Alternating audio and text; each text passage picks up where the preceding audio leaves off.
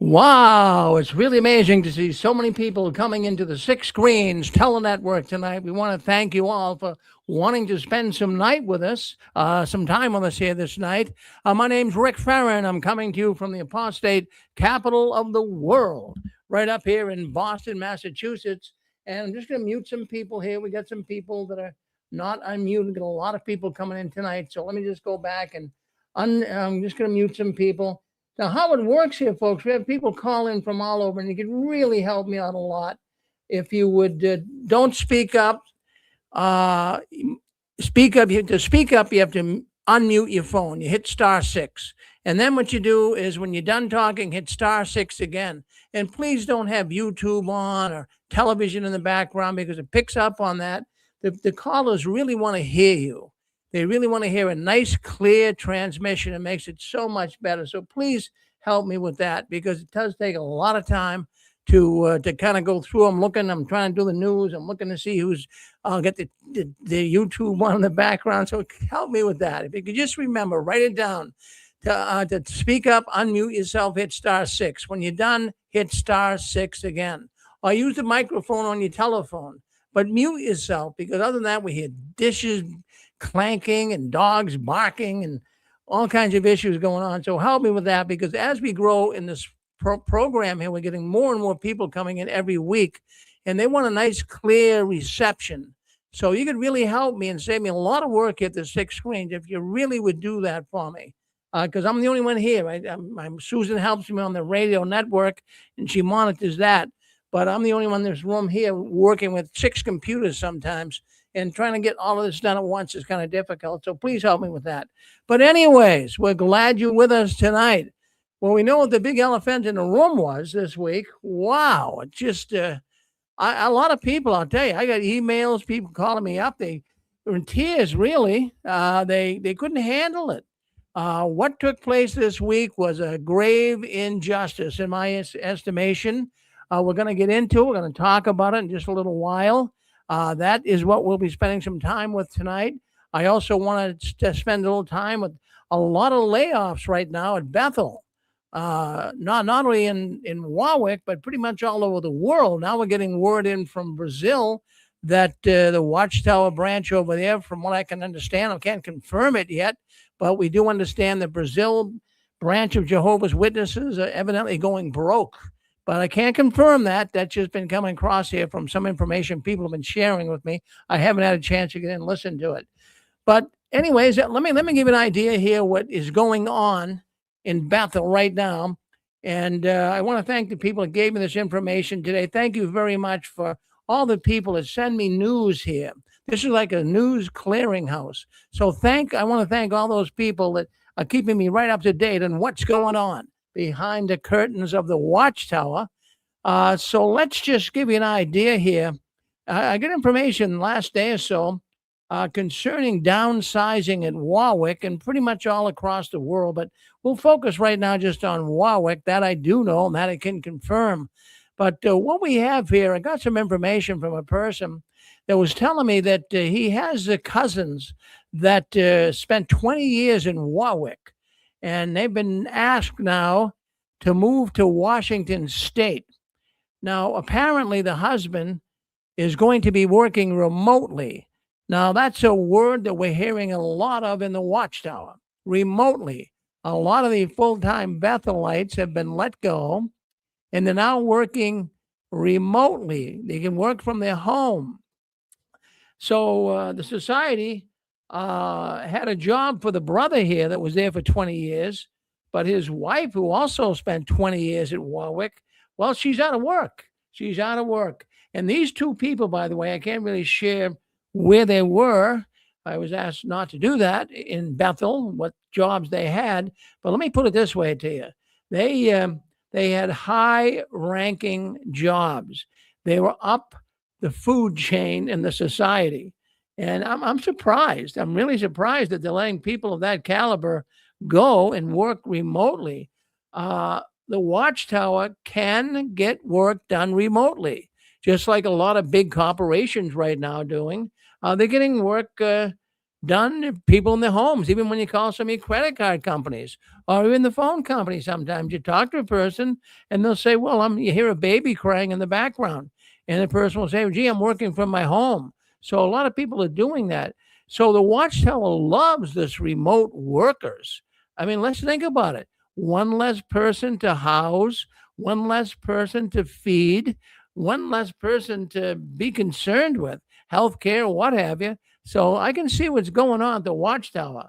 So now we're seeing that many locations, many kingdom halls that we've been talking here for the last 20 years, mostly in the last 10 years, of kingdom halls consolidating. But we also have downsizing, where we know a lot of the witnesses now, they're printing their own publications online. The Watchtower is trying to really cut corners here. A lot of money is going out. We know that. Cash, I'm going to say, I think it's starting to really be of concern to the Watchtower with all of the lawsuits. I mean, really, even if you have millions and even billions of dollars, which the Watchtower doesn't have. I mean, they have millions in cash, I'm sure, but they don't have billions in cash. Billions would be in their real estate assets. So cash could be tight because of all these lawsuits that are coming up against the Jehovah's Witnesses.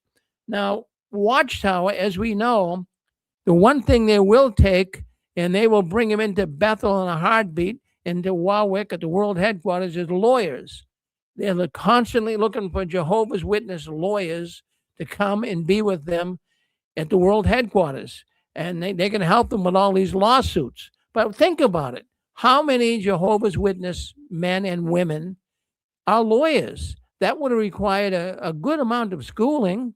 And Watchtower people, Jehovah's Witnesses, were not allowed to even go to extra schooling after high school. So the pickings are thin when it comes to lawyers for the Watchtower. Now, Watchtower, how many times in the past, and I mean, we've talked about this on the Six Strange years ago, the internet was known as being a demonizing instrument. It was actually an agent of Satan. Now, I don't know if they actually said that, but they did say that, it was demonizing, it was evil. And why was that, you think? The Watchtower, well, I mean, we always said the internet was the great equalizer. It was showing people the truth about the truth. And now the Watchtower has made a complete reversal. Now the Watchtower is developing their online technology, and they're really embracing it. They're trying to do everything they can to get that jw.org and all of their internet broadcasting. There's live streaming, there's videos. They're really, really embracing the internet. Now, all of this information I'm getting, and again, I thank the people for giving it to me, but I wanted to talk also about another couple who was just let go at Warwick. And we've talked about this before. The Watchtower is very cruel, and they don't do much for people at all that spend so much time, so much of their life giving their royal work, their loyal concern about the Watchtower. Now the Watchtower is cutting them loose. Now, this one particular Bethelite, wait till you hear this. Wait till you hear this.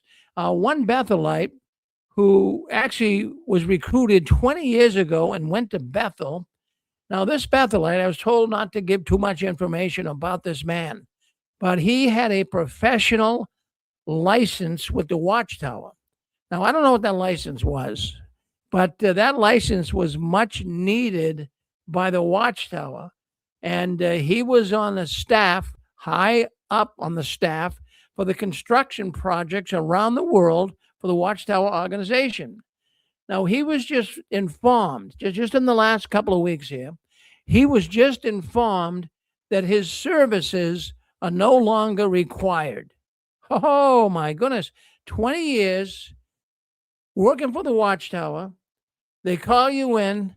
Brother, your services are no longer required. Now, he didn't do anything wrong. Sometimes a Watchtower will let a person go pretty abruptly because they committed some type of a wrong against the Watchtower. This brother didn't do anything wrong. He's still an active Jehovah's Witness elder. And at least for now, that's what he is. But he was sent out of there, not to a new assignment. Now, many of these Bethelites, they're being sent to a new assignment.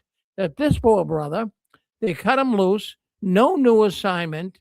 And I mean, he is as, let me put it this way, he is as out of work right now. I'm sure he'll get a job, but Watchtower we don't need you anymore here at Watchtower, but thanks for years of your service. Now, can you imagine that? 20 years. That would hurt. I mean, even though it might be somewhat freedom for you, I mean, 20 years of working for someone, someplace, pretty much the same, and cut loose, that hurts. That's just a hard thing to wrap your head around, okay? So these downsizings, layoffs, whatever you want to call them, they've been going on now, for a decade. And we've been talking about them here on the 6 screens, but this is really drastic. That's why I wanted to bring it up tonight. Now, we talked about the announcement that was made several months back on the 6 screens, and it really upset a lot of people. And the announcement that we talked about was the announcement that the Jehovah's Witness organization, Watchtower, a few months back, they were saying that Bethel is no longer being a lifetime assignment. And it should be a wake-up call for all those at Bethel right now. If you're listening into the program and you are at Bethel, you have friends that are at Bethel, I mean, it's a wake-up call. Their days could be numbered.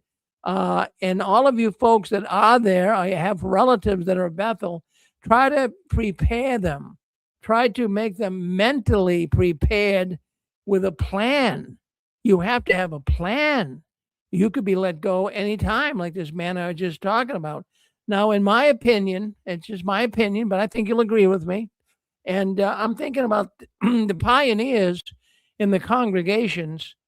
Well, they're struggling to make ends meet, but I believe they're a lot better off than dismissed Bethelites.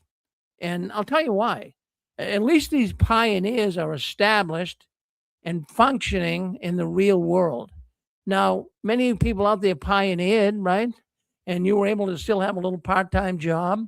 Some even work full-time. So, the pioneers, at least they are established and they can kind of move right into the functioning world if they quit pioneering. But that's not the case. That's not the case with Bethelites. Dismissed Bethelites, well, they never worked really, when you stop and think about it, other than the Watchtower. They're not really into functioning in the real world. They really are not ready to hit the pavement running with a job. And now we have a weakened economy. I mean, imagine, look at gasoline, folks, $4.39 a gallon. I have never seen gas. It's not quite that high here in Mass, but it's it's 410, 420, but I did see 439. So I've never seen gas that high in my life. What, in goodness name's sake, is a man or a woman that's let go from Watchtower after serving many years there? What are they going to do? Now, never mind buying a car. How are they going to afford to even put gas in the car? So, a weakened economy. Thank you very much, Watchtower. Getting kicked to the curb at a very, very bad time. So, it's what I'm thinking here. Right? I stay awake at night, many nights, and I wonder what's really going on. All you folks are wondering too, what is really going on with the Watchtower? I'm just thinking out loud. I think they're trying to create a new elite special class of Bethelites to live and work off of the premise of these complexes. So I just want to bring that. Someone want to say something? Go ahead. You're on. Hey, Rick. Yes.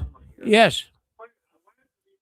The reason why they're getting rid of all the Bethelites is maybe they're switching to AI doing everything, possibly. Oh, yeah. Well, that's definitely a good part of it. I did have a professor of a college get a hold of me not too long ago, and she's a former Jehovah's Witness, and she's an AI professor. And she wrote to me. In fact, she was going to try to get up to that convention and give a talk we had last summer, but she's been in contact with me since. And she is an AI professor at a college. I believe it's down south somewhere. It was the University of Kentucky, but she just went to another college, I think in Texas somewhere. But she was telling me that the Watchtower is using AI extensively. Really, a lot of I'm thinking yeah. maybe yes, a lot of businesses are using AI as well. That's I'm wondering because now you can use AI agents, and those agents can do pretty much anything any business can do. So I'm thinking maybe Watchtower will be using that instead of actual human beings. Well, I'm sure that's a good part of it.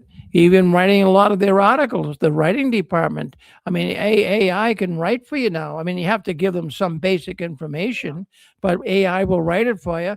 And all Watchtower has to do is take out the parts that AI speaks as being truthful and just tell a lie. And the Watchtower knows how to do that, right? Yeah. Oh yeah. Well, well, thank you, thank you. Now listen, we Did you get that email where I sent you a link to some songs I put together? Yeah, I did. Yeah, in fact, we'll get it. Won't be able to play them tonight, but maybe we're putting a little apostates got talent together here, and we'll play it on that program, Donald. But thank you for sending it to me. Yep, Okay. good. Thank you. So, anyways, we talked about the Bethelites being dismissed. We say the pioneers is going to have an easier time than the Bethelites, but I'm thinking it might be the worst. Now, I'm just got thinking here. I think it's the worst for missionaries to be dismissed. I've heard some pretty bad horror stories about missionaries being dismissed from the Watchtower, and you want to talk about falling through the net? These guys are getting crushed. Well, let me tell you this. In fact, I do have information. Again, I want to thank the people who give me this information. I really do. I appreciate it. We get a lot of news comes in here, and they help me a lot being able to disseminate and put the news out there. So, anyways, I get information from some people here that, well, their friend was a missionary, and they were living for 10 or more years in a third world country. Now, how would you like to live in a third world country? Do you know what I'm talking about here? I mean, you must have. I mean, a place where you don't have good water, you don't have good septic systems, urines running in the street. I mean, there's some places in the world that are pretty bad. Places, I'm sure, over there in Indonesia and Bangladesh and places like that.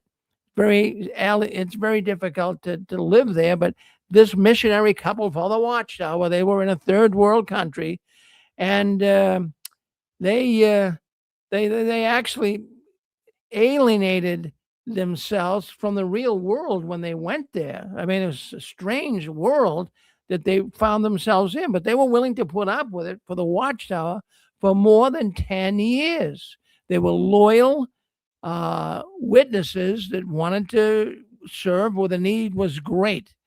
Now, what happened is the Watchtower just a couple of months ago came to them and said, we don't need you in that position anymore. Uh, we're going to cut you loose.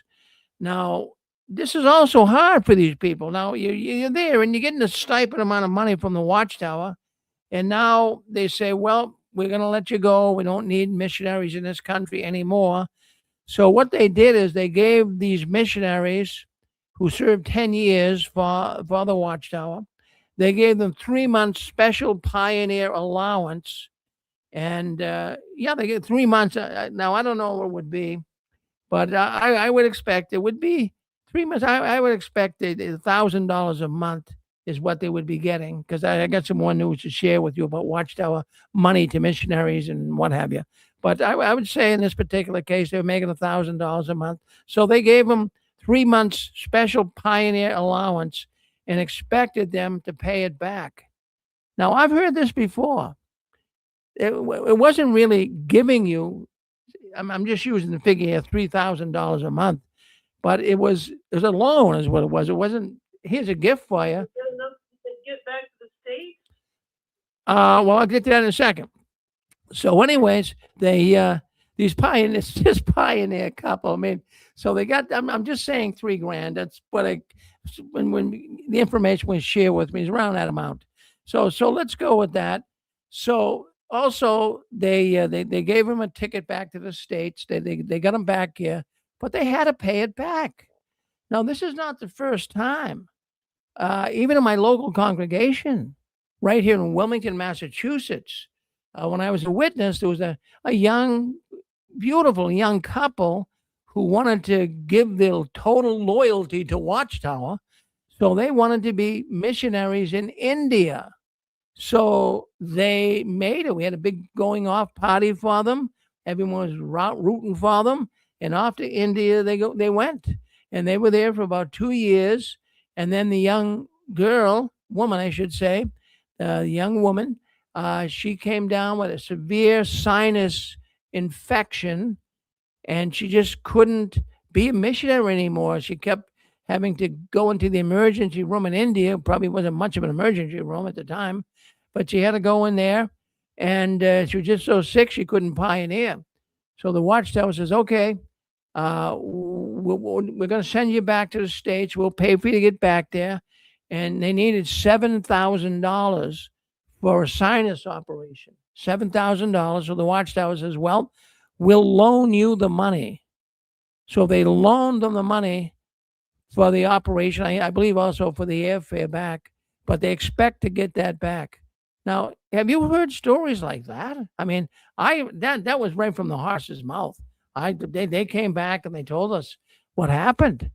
And how would you feel like that? How would you feel? You give up a couple of years of your life to go to India. Who, in goodness name sakes, wants to go to India? I mean, I'm not picking on India, but I'd rather be here, to be honest with you. So they go over to India, and the wife gets sick, and now you're on the hook for probably $10,000. And thank you, Watchtower. And I bet you they're still paying that loan back today. I bet you even with interest. I mean, I don't know that for sure, but knowing the Watchtower, I mean, I would think they probably are charging interest. But now here's what I want to share with you. This you're going to find very fascinating because it was shared with me this week. And I didn't know this before. But what the Watchtower is doing right now is they are actually giving these dismissed missionaries and dismissed Bethelites, they're giving them rental allowance. Now, you heard that right from me. They are giving rental allowance. Now, that's a new term. I'm not too familiar with that, but that's the term that was used by the people sharing this with me. And the society is providing this rental allowance. Now, what I'm thinking here is the Watchtower all of a sudden getting this soft spot, rental allowance. That's generally not the case. We've had many Bethelites come on this program, and none of them have told me they got a rental allowance. But let me give you some figures here. I guess at the bottom level, they're getting $1,000 a month.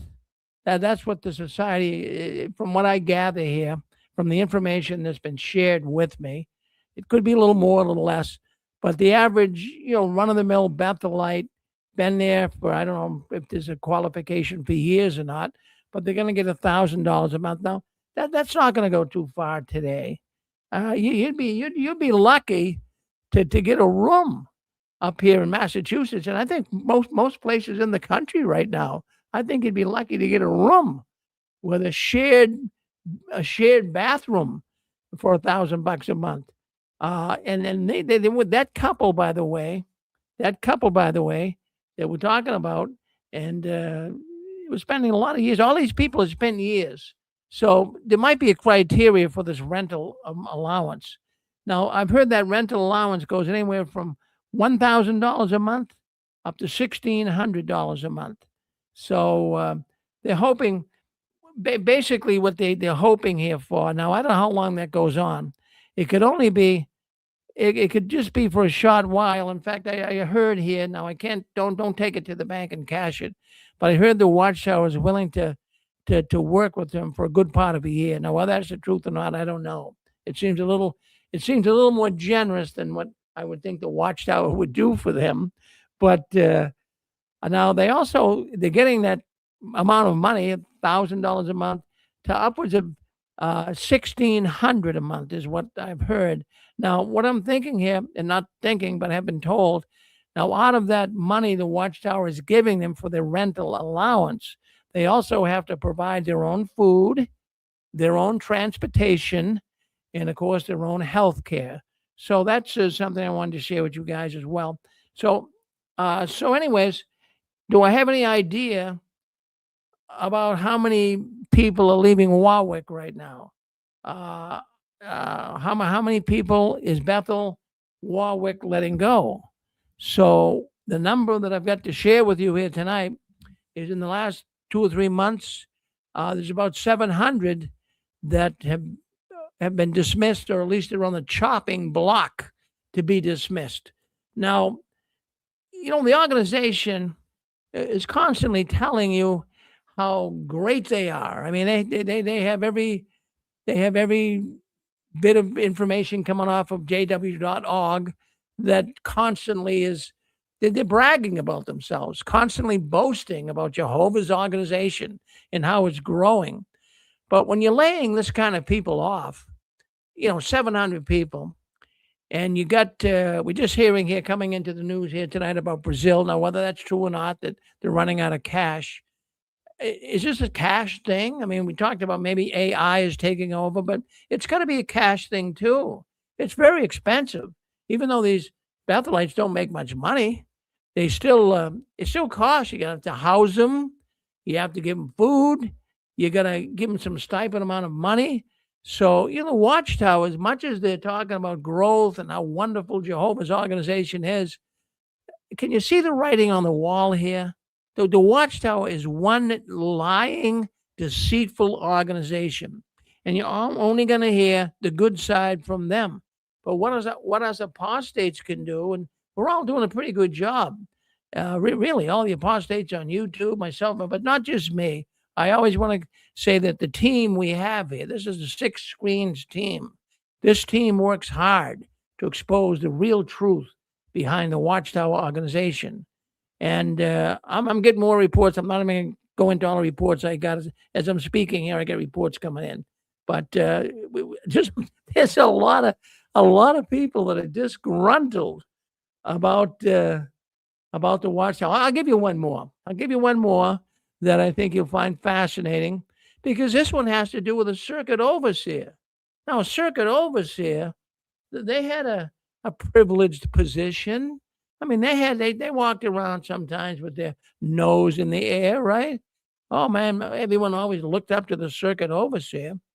But now we have information coming in here, and it's just breaking here. Just got the information. It's concerning a circuit overseer who also was a Bethelite and a missionary. Now that's quite a position. A circuit overseer who's also a Bethelite. He also was a missionary, and he was a lifelong elder, you could say. And he's now really willing to step out. Maybe we can get him on the program. I'd love to do that. He's now willing to step out, and he's willing to give us advice. And what he's saying here is, take what the society says with a grain of salt. Now, he has a lot to say about the Watchtower, right? Take what the society says with a grain of salt. Follow what they do. Invest in real estate and make long-range plans. So he's saying that's what they do, right? They're making plans. They don't want you to make plans. So this ex-circuit overseer, missionary, lifelong elder, and Bethelite, he says, take the society says with a grain of salt. Invest in real estate and make long-range plans, just like the Watchtower. Well, it takes money to invest in real estate. And, sad to say, all of us listening into this program tonight, we all had an opportunity when we were younger, didn't we, huh? To really work more hours, spend more time at work, make more money, not in a materialistic way, but all of us had an opportunity to make more money, that we could have bought real estate. We could have bought property. And that property today would be worth a whole lot of money, a lot more than, say, 30, 40 years ago. But that was robbed from so many of us Jehovah's Witnesses. We gave a lot of our time, in fact, most of our time, to the Watchtower and our loyalty and our money and our resources. But look at the money we lost. I can't even I can't even imagine. I think about this sometimes. I say to myself, now I grew up as a Jehovah's Witness, and I was a loyal witness and followed all their directions. And you know what? I had many good jobs, and I'm thinking I could have even worked more time to be able to save more money, to be able to have a better retirement plan. And many witnesses lost out on that idea because they could never make the extra money. So now they're really feeling the real pain of being involved with the Watchtower organization. Oh, there's a lot of people, I'm sure, disgruntled about this. So anyone out there got any thoughts on this? Go ahead and hit *6. Right. Yes, go ahead. Hey, ready? Yes. It's Zachary. It's a funny thing. Some years back, I told a Peony, I said something like,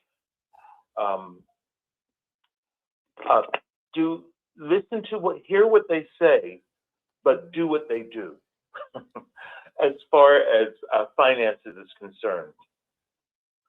Because the Watchtower does seem to watch their back and make decisions that look at the future. But as far as this rent allowance, I've never heard of that either. But I think that what's happening here is that same thing. They're not closing out, but they're dying down. They're kind of cutting back on operations, so to speak. They probably don't have the kind of money they used to have coming in because, for one, they no longer have the Watchtower and the wakes the way they used to have. And, you know, people placing them for a contribution or what they changed to a donation. That's probably part of it. This rental allowance is one way that they can cut on costs, because it's cheaper to give someone an allowance. And those people getting allowances probably do have to work. This is probably to supplement their rent. It's cheaper to give them an allowance than to have a place where they live and you feed them and you do all the things you do for a Bethelite or a missionary. And the missionaries, they used to, what I understand is they lived in missionary homes in whatever land they were in. And they had a similar sort of a routine similar to the Bethel routine. I remember there was a missionary couple that was sitting at our table, and they got assigned to St. Kitts. And I remember asking the wife, they were from England, Great Britain, and I can say the first names, Bruce and Regina, and they were going to St. Kitts. And the wife said, you know, in a missionary home, they get cooking duties. So they rotate the days for duties, but there was only going to be the couple. And I remember asking them about that. And the wife said, well, basically, I'm going to be the one cooking. So my basic point is it's cheaper to give someone an allowance than to set them up and have to worry about food and everything else. Well, there you go. I think the actuaries are out there figuring out the numbers. They're trying to cut down on the number of people they're responsible for. I'm sure they'll be responsible for people who are over age. They'll take care of them, and they're doing the numbers, I'm sure. Well, there you go. In fact, I have to say that you're right on with that. So yeah, because you'll say by not having to feed them and house them, but also they're looking at what would happen if they didn't pay them. I mean, they're still going to get them. They're still going to work. That story I gave you of the couple coming back and they're going out of Bethel and Warwick. They're going out to Washington State. The man, the brother, he's still going to be working remotely for the Watchtower, like I say. So in the long run, they probably figure, like you just said, okay, we'll pay them the 3,000, 10,000, whatever they're going to give them to leave. But in the long run, they won't be there, and they're going to save money. I mean, they've got accountants here to figure this stuff out. Yeah. Yeah, and there's no way that they need the kind of labor that they had before. The factory operations can't possibly be what they used to be, because they even, when they were still doing full watchtowers, I remember visiting in 2002, I think it was. It may have, yeah, I think it was around 2002, April 2002. And a lot of the machines were much smaller. They were much more efficient. They were doing just as much work. There was a lot less to see because there weren't these big giant machines doing all this moving. Everything was kind of reduced. The hardware was reduced in size, and they were still doing the same amount of work, but you didn't need as many people. So you can say what you want about AI, but I don't think that's the major part of it. I really do think that even if there were no AI, they would be downsizing. The first time I remember them doing the major downsizing was around the year 2005, 2007. And that's when you heard a lot of talk about it. And I think around 2007 is when they were actually doing it. There was this downsizing happening. What I understood from Bethelites who were still there in the early 2000s and the late 1990s is they did start to operate more on a sort of corporate level. They became real efficient with everything they did.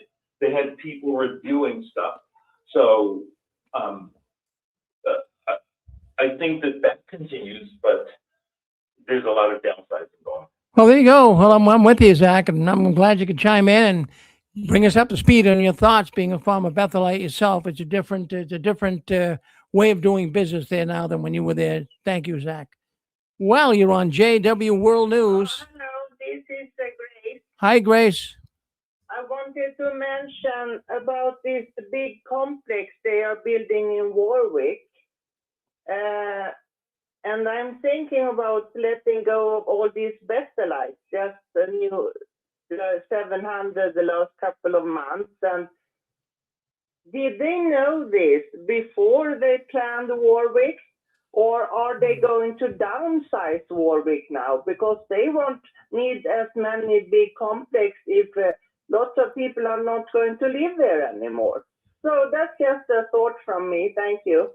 Well, my thoughts on that. Well, thank you for bringing that up. But I think you're talking about the Ramapo project in Ramapo, New York, where that big video studio, that multimedia studio, is being built.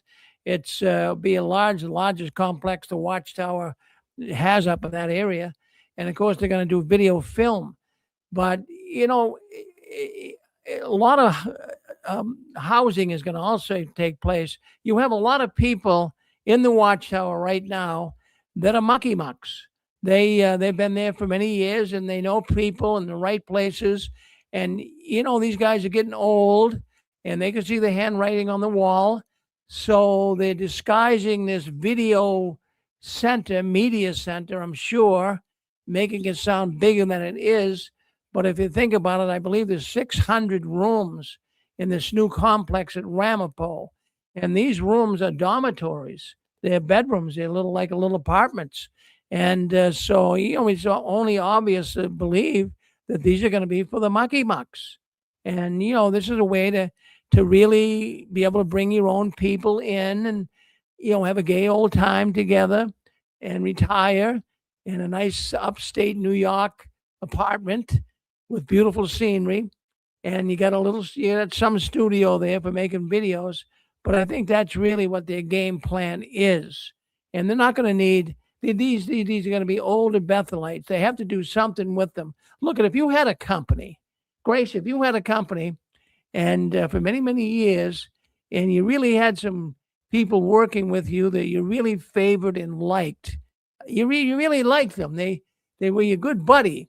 You got to do something for them. I mean, this is how the real world works. So we got to help you out. We just can't kick it to the curb. Now, all these other people that never really got to know anybody at Watchtower, never really, you know, satisfied anybody's real needs there, they get kicked to the curb. But all these other ones that are the Bucky Bucks, I call them, well, they're going to get a good position. And what do you think? What do you think? Go ahead. Hey, Rick, Yeah. on that same subject. Okay, go back to Brooklyn before they moved to Warwick even.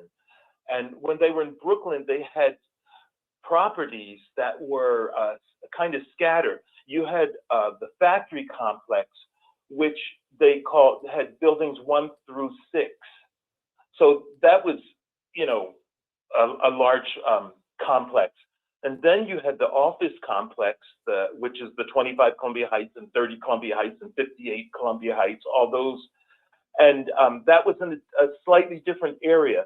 Then you kind of walk more and you get to the homes, the old one, the 124, the 107, the Towers building. There was a Margaret, which was new, all those things. The Bossert, the Standish Towers, or whatever they called it now. And then even you keep going, I think itself, you end up at the 360 Furman complex, which was a huge complex, almost as large as the factory complex when it was just the 4 buildings. And that was for shipping. So you had all these complexes in Brooklyn right at the East River, which is expensive real estate. And so to sell that and to move to Warwick, that in itself is a sort of downsizing, it would seem. So I do think there's been this great downsizing that's been going on for a while. Well, Zach, It was right in front of us, but we didn't see it yet. well, they saw it. See, they could see the handwriting on the wall. They see it now too. They really see it now. These governing body members, they walk around like, you know, like little kings, but they know what's happening. They're seeing it. They're seeing their organization erode. They're seeing it really becoming a lot smaller than it used to be. Yep. Well, here's the thing to remember. Again, this is governing body 3.0 starting. With Brother Loesch, he was the first new one. All the old ones are dead. They've all died. The ones who made the decisions about all the stuff that we had in Brooklyn, that was under that old governing body. You may have new groups of people who are more astute when it comes to money and the need for downsizing. Not to be ignored is the fact that just the whole publishing industry has changed. And so a little less newsprint and a lot more electronic stuff, even without AI, that has changed. But this new governing body, they may see things very differently from the old ones, Brother Fred Franz and Lyman Swingle and Schroeder and Barr and Barber and Sidlick and Jarrett and Henschel. These new guys, they may see things very differently because they're probably also doctrinally realizing that they've had a problem with timing the end of the system. Well, they're the ones that are eating crow right now. Really, all these old guys you just mentioned. They're the ones that said that we weren't supposed to be here by now. We were supposed to be in the new system. So you got these cronies there now that, geez, they got egg on their face. They're trying to, manipulate and maneuver things so that they don't look that bad. But even not just the ex-witness world looks at these guys and say, what a bunch of buffoons. But even many witnesses, Zach, many witnesses are starting to doubt what's going on. They're looking at these guys and saying, what are these people representing Jehovah? They can't believe it. Well, thank you, Zach. Thank you very much. Well, there you have it. Well, Zachary's an ex-Bethelite, and of course he can see the changes taking place. It's not the same organization. This is not your grandfather's organization anymore. I'll tell you that. It's altogether different. Well, let's talk let's talk about the big elephant in the room. I mean, I think that's what everybody wants to talk about tonight. And I kind of left it to talk about here after an hour or so into the program because a lot of people, I want to get some people coming in from the West Coast too, which we're getting right now because remember now we're here on the East Coast and they're 3 hours behind. But we really were disappointed. The ex-witness world was greatly disappointed this week. I got calls, I got emails, I got people are really concerned about what happened in Norway. And we all have our own thoughts on it. We all feel like, man, that was not fair what Norway did. And every one of the ex-witnesses, I'm sure, will agree that it wasn't. In the Watchtower, they actually won against the charges that were brought against them in Norway. And we'll get into that and give you a little insight on what really did take place. But what's of interest here is Jehovah's Witnesses, the Watchtower, they won the money. Really, they won millions of dollars. They had all their court costs paid for, but their reputation is in the toilet. So they got the money, but their reputation's in the toilet. And we'll give you a little rundown on what actually came down in Norway. But before I give you what Watchtower is saying on their website, when I got into all of this about Norway and the decision, and I remember back in 2021, we talked about it here on the Six Screens. There was a talk that David Splain, governing body member, he talked about powerful by faith. That was the theme for the 2021 district regional convention of Jehovah's Witnesses. So it was to put up a hard fight for the faith. It just fits perfectly for what just happened in Norway. And I got thinking about this, and it does. It really kind of irritates me a little bit. But David Splain, in that update on jw.org back in 2021, and it became a convention talk, he spends 25 minutes on this talk warning members, that is, warning Jehovah's Witnesses to never read, watch, or engage with anything critical of the Watchtower. Now, that was a pretty powerful statement. Don't get involved with anything that's critical of the Watchtower. He called it spiritual poison. He compares it to drinking from a bottle labeled poison with the cap still on. That's how bad he really looked at it.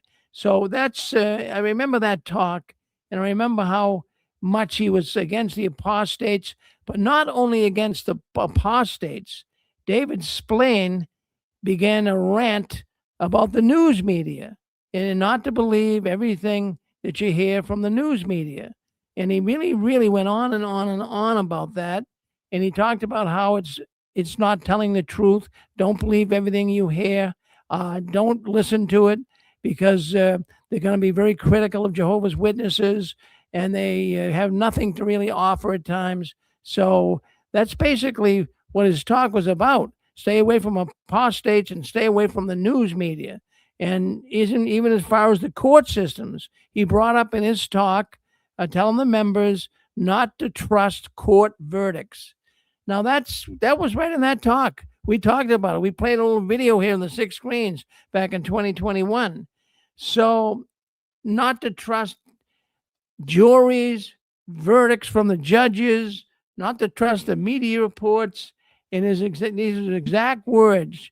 And then we find out that they won the case in Norway. Norway was accusing them of losing their charitable status. It was going to be close to $1.5 million a year. They were going to take their registration away from the Jehovah's Witness organization. It didn't mean too much on that. They just couldn't do a marriage in a kingdom hall. But that's all in the past now. Norway went along with the Jehovah's Witnesses, and they actually, on April 30th, 2026, that's just a couple of days ago, they read the verdict, and the verdict, of course, was in favor of the Watchtower. But this David's plane, just getting back to him. So he's calling the courts, Jehovah's enemies, really, and he's calling the courts biased in that talk that he gave. And he's telling the juries it could be stupid, the media is stupid, the media is lying. And he's saying all these things about the court, but now all of a sudden the court comes out in Norway, and they're ruled in favor of the Watchtower. And all of a sudden, David's plane, all of those words he gave in the talk go up in smoke, really. So when the courts rule in favor of the Watchtower, the ruling is final. It's definite. It's a vindication from Jehovah himself. And it's published worldwide within hours. Have you checked out jw.org? I checked it out. It was right up there very shortly after this was announced. They couldn't get it up there fast enough. And so the Watchtower here, this is not a theological position. That this is a lying position. They lied to the court. We all know that. I mean, I'm not going to go into that too much tonight. But we're looking here at the pure definition of a double standard. Splain's talk is a pure definition of a double standard.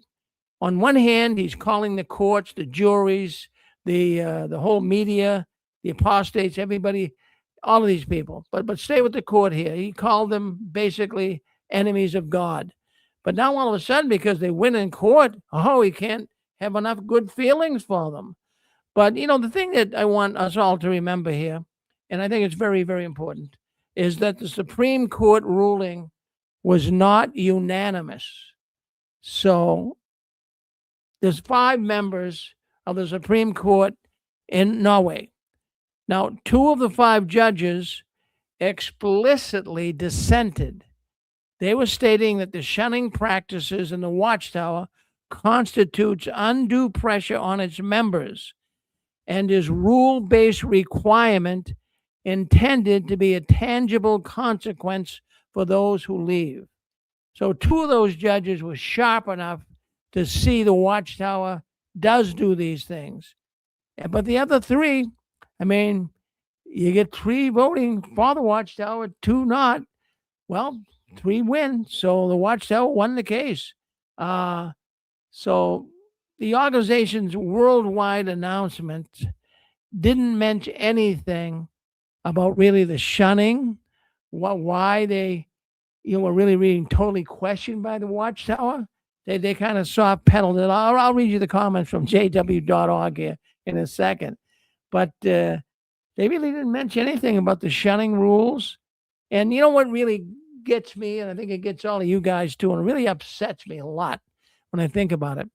So prior to this ruling by the Norwegian court, in 2019, when Norway first came up with wanting to bring the witnesses in and question them about their shunning practices, they conveniently softened the shunning punishment, so to speak, that would be given to those who leave the Watchtower.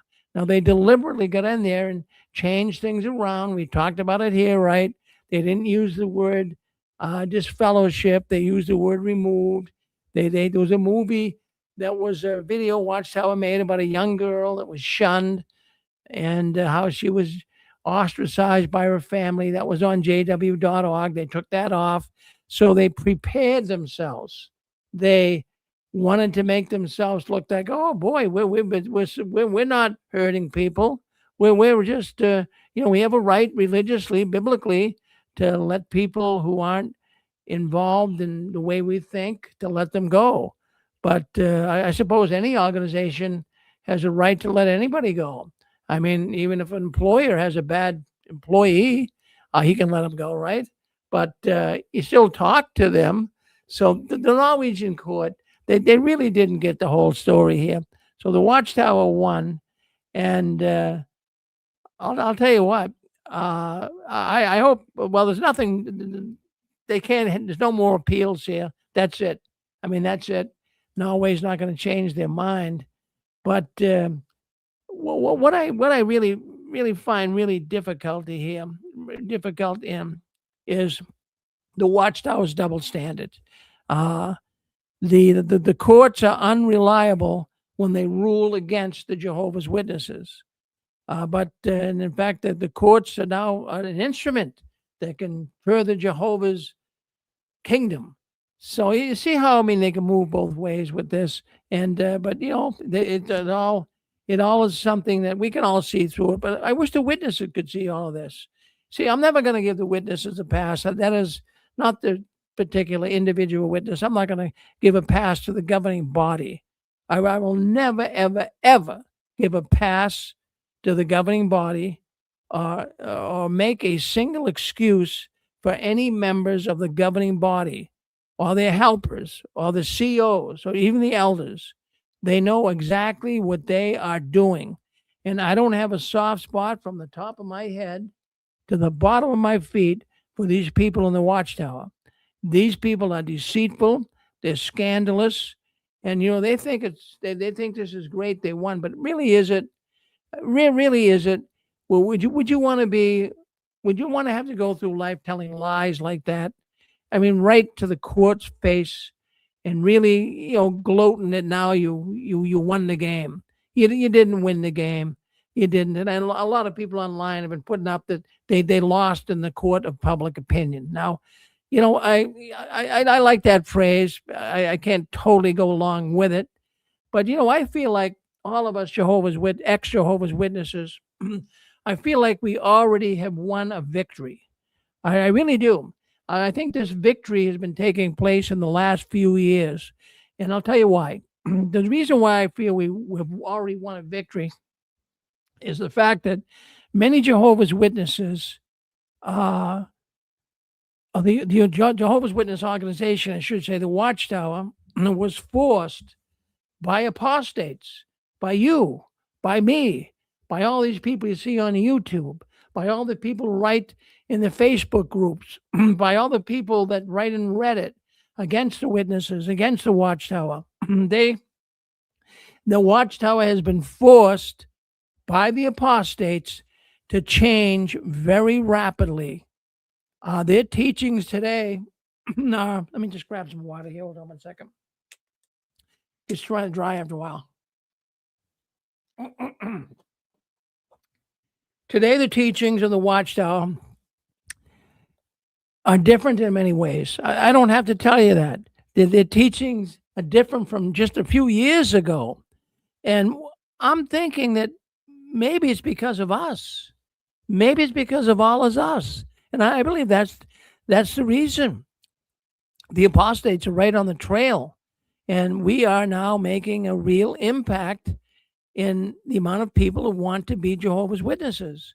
Well, why do they have so many articles? Don't listen to the apostates. Even like that talk that Splain gave. We're all mentally diseased. We're all agents of Satan.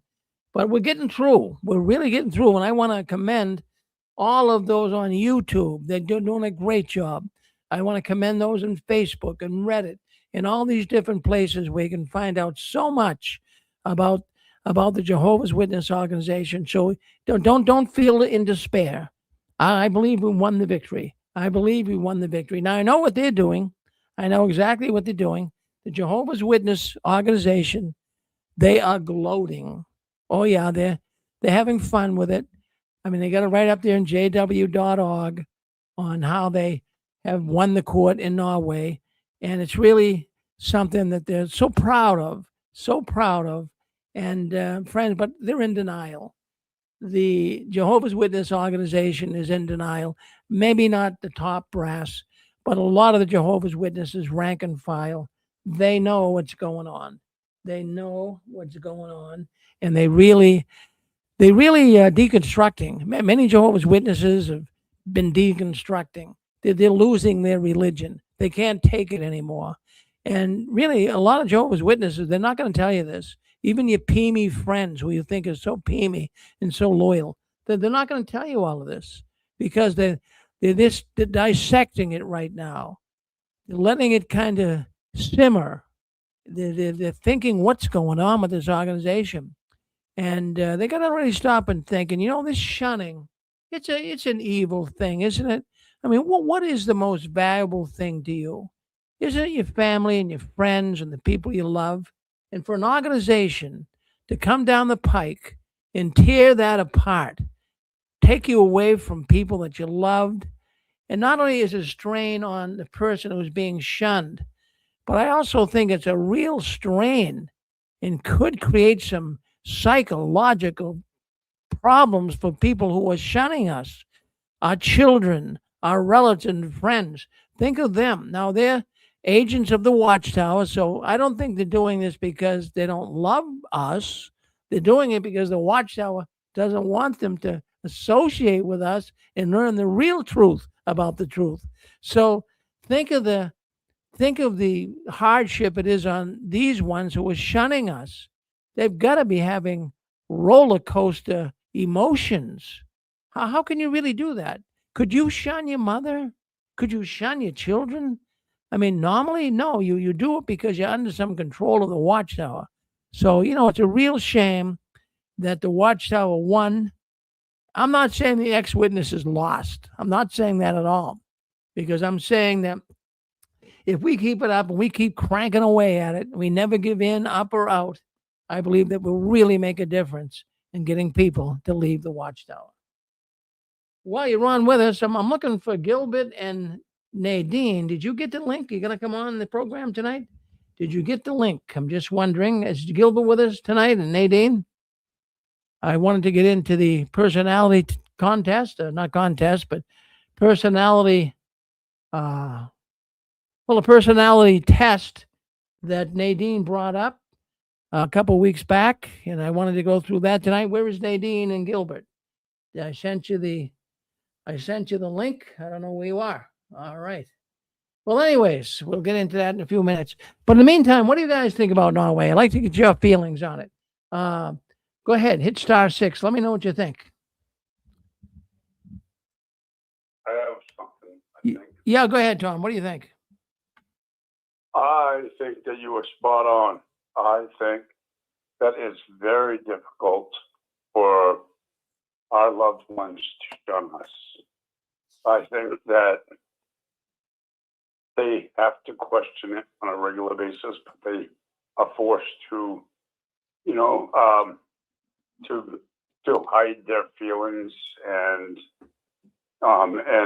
they're afraid to, express their concerns and their doubts about, the fact that they don't think that it's right.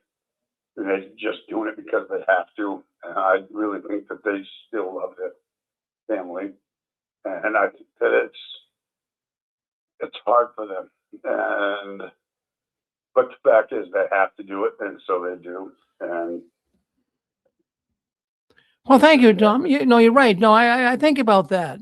I have a daughter that won't speak to me, and I think it's as hard for her not to speak to her father is as hard for me as well to have her shun me. So they also feel some of that emotion as well. Well, thank you, Tom. Thank you for checking in with us. How'd you feel about that decision on Norway? Wow. How'd you feel about that decision on Norway where the witnesses actually won? Yep. I almost did. I really mixed feelings because it feels like there's some shady stuff going on because it like somebody is paying somebody. Because it doesn't make sense. It shouldn't have gone the way it went, as far as I'm concerned. Well, There was plenty of evidence. well, thank you. I didn't mention anything about corruption or judges being paid off. I'm glad you did because that's the. I don't want to go on the record to say that's why the witnesses won, but it's really disappointing. The corruption, the deceitfulness that goes on at the higher levels of life. And, I kind of thought the Watchtower would win this, but there was something in the back of my mind thinking maybe they won't. But, when money starts being thrown around, and I'm not saying this is what happened in Norway, but Don't think I didn't think it. And don't think a lot of people listening to this program didn't think it. People can be paid off pretty easily. And it just seems so. Yeah, go ahead. Well, isn't it a fact that their witnesses actually do as far as politics, they get involved with politics, and they I can't remember the term right now for some reason, but they actually do pay off politicians to vote a certain way. How about bribe? Bribe. They could bribe them. Yeah. What is that called? I can't think of the term for some reason right now, but I know that they have people that are involved in influencing. Oh, lobbyist. Lobbying, yes. Lobbying. Yeah. Yeah, no, they do. No, they have lobbyists and they can influence. But, I'll tell you, when money starts flying around with these green handshakes, deals can be made, decisions can be made. But I'm not saying that happened. It's just a thought, because a lot of people wrote me and told me that. They says, Rick, I think they were paid off. I really think they were paid off. But I'll tell you what, it was very disappointing. But it's okay, because I really do think that in many ways, the apostates are winning. I really do. We're starting to get points up on the board. Go ahead, you run with us. One other thing is the way that they strung it out for so long. They were ready. They waited so long to actually tell us the verdict. It was almost as if they were waiting for some things to be finalized before they could tell us. It wasn't a clear cut. Well, it was like it sounded a little fishy. That's all. Tom, I think it was 6 weeks, and usually when a verdict isn't settled right away, it goes on for days and days and days. And this 6 weeks, I was thinking that, boy, maybe there's a chance. I mean, maybe there's a chance that the Watchtower could lose this. There's a lot of investigating going on here. But I was thinking right along that they would win it. But thank you, Tom, for calling in. Any other thoughts on that at all? Who has a thought on Norway? What do you think? Was it payola? Was it? I don't want to beat up on Norway either. I read something on Reddit, and this one man, he was so upset with the state of Norway that he said it failed. Norway is a failed state. Now, I don't want to say that. He got a lot of backlash on that.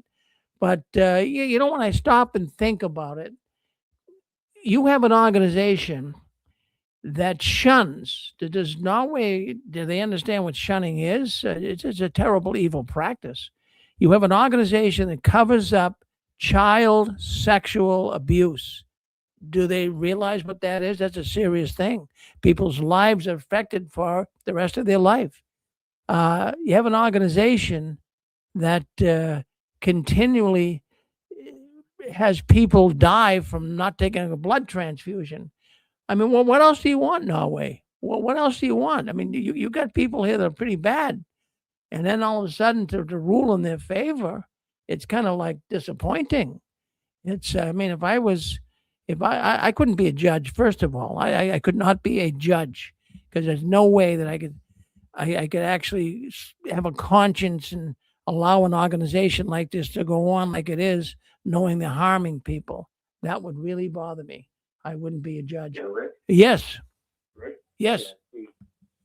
I mean, again, if we look back in the recent history of court cases, I mean, the Australia Royal Commission was a big deal. Everybody talked about it. They had their, attorneys on both sides, and the final conclusion was what? Straighten out your act. Nothing was done. So it was a big show. Everybody thought something was going to be done. Nothing's going to be done. It's the fix is in. However you want to classify that or identify or define that, you can do your own, defining. But the society, as the previous gentleman said, they have lobbyists. Well, what do they have lobbyists for? We know why. I mean, it's pretty clear cut. So, no, I definitely didn't think that the society would lose. Yeah, right along. No, I remember saying that. Yep. It's not hard to know or to understand or see what the society does. They have, they've got plenty of literature out there. They wanted to take that literature and say, well, we're going to judge you by what you've done. You know, whatever you put in your magazines today or tomorrow doesn't count. This is your history. This is what you've done. It's very easy to prove. Everybody knows witnesses and fellowship people. And if you're in court and someone says, well, if you don't do these things, then can the society identify and give the definition of this fellowship? You gave it a category, you gave it a name. So what does that mean according to the society? Everybody knows what it means. So, you know, it's the fix is in. I'm with you. Well, thank you, Steve. Thank you very much. Well, it's appreciate it. So yes, go ahead. Hey, this is JP. I just was talking to Gigi and Nadine. They said that they're waiting backstage. I don't know if you have the. Oh yeah, no, I got them. I mean, we're gonna bring them on the. Yep. The StreamYard. Oh yeah. They're waiting, so I just wanted to No, well, we got them on there. Yeah, we do have Nadine and Gilbert. I do see them there, and we're gonna bring them on. We're gonna do our Myers-Briggs personality test here tonight. So we'll see what's going on with that very shortly. But I just want to clean up on this Norway. Any last thoughts on Norway at all? Now's the time to weigh in. Yeah, go ahead, Ken. Hello? Yeah, go ahead. Yeah. This is Ken from Michigan here again. I'm not happy about what happened over there too, but I'll come to think of it, and I never thought of it before. I think there was some lobbying involved, and I think there was some money involved. But I don't think, like I said previously, no matter what happens, I don't think it's going to be over. So I don't think, I think they may be crowing, you know, and dancing in the streets with their victory now, but they're not going to be dancing in the streets later on. So I think down the road, we got a chance to do like we're doing here at the Six Screens Network, like just, you know, convicting them in the court of public opinion. And so I think that's what's going to happen down the road. And so we don't have to be we're disappointed right now, but down the road, there's going to be a light at the end of the tunnel. Well, that's good. I'm glad you're optimistic, Ken. That's good. That's well, I feel too that look, there's going to be disappointment, and there's going to be good times as well. And we are getting points on the board. And like Anne-Marie said earlier, they might have won the battle, but they didn't win the war. All right, let's go to is that Dick and Constance? I think. Did they want to speak up? Maybe not. Yeah, thank you. Go ahead. Yep. If you go onto John Ledger's YouTube site, he's suggesting that it's not over yet, that there is another war to be waged in Norway.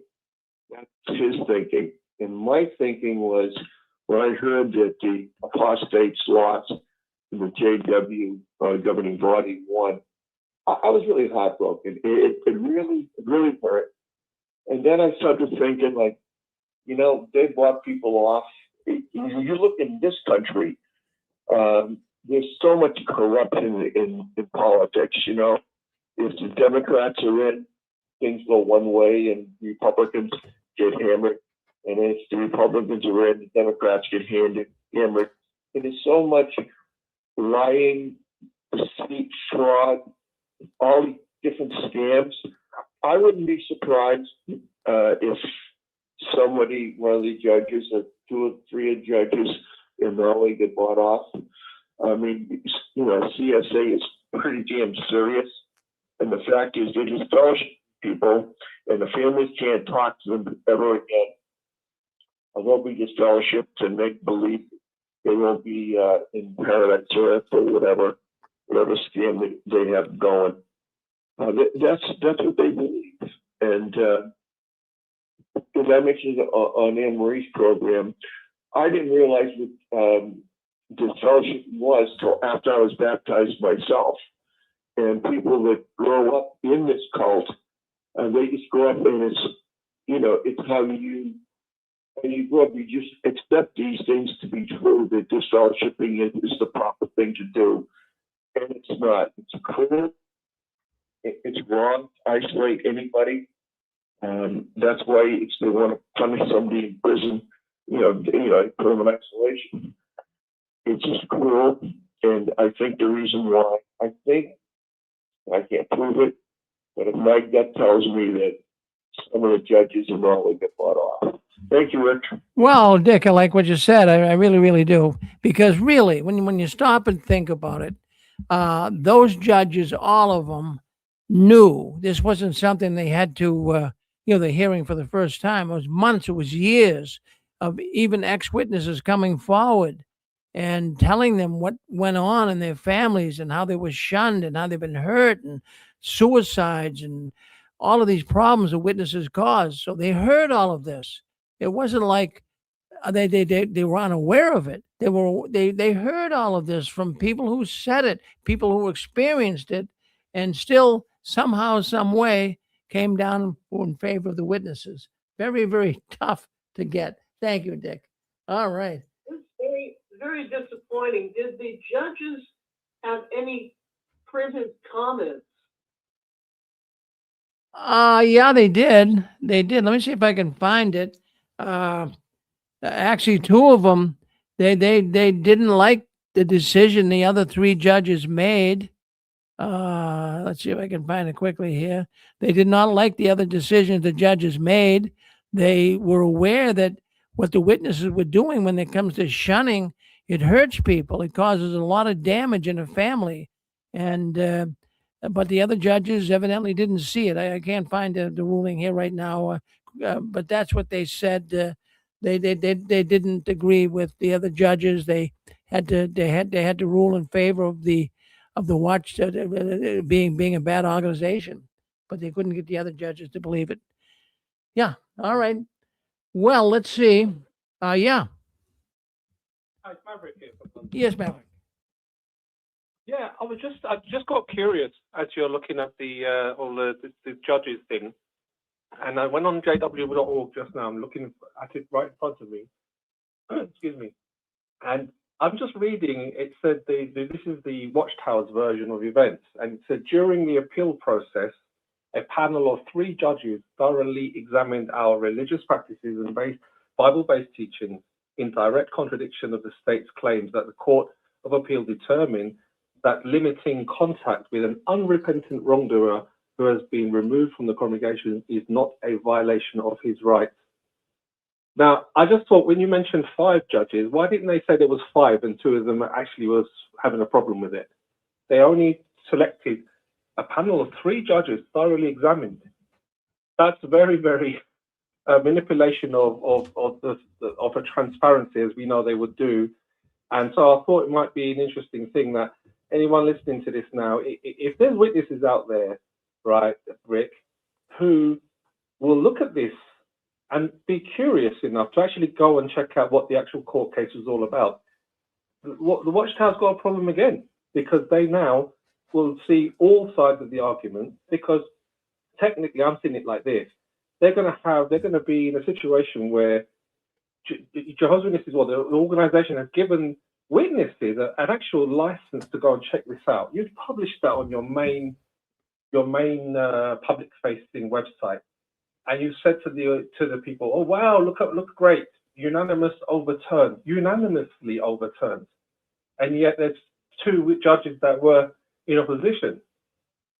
That's a lie. That's a bold-faced lie. I don't know if this has been already brought out, but I'm just seeing this for the first time. But I just thought to myself, it's going to open up the door for curious PMQs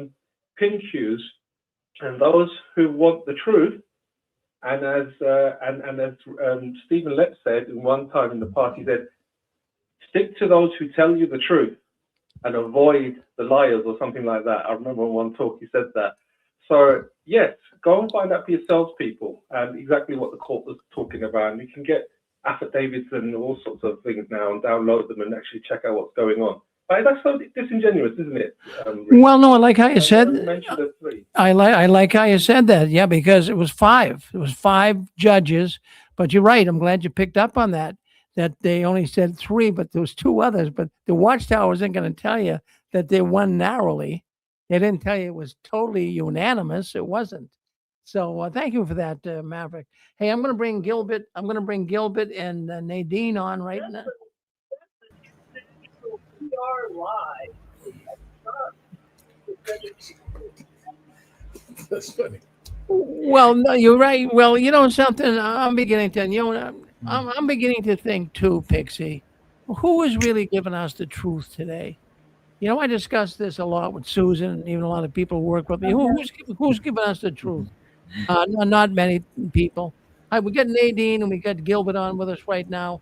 I want to get their thoughts before we get into the personality test here tonight.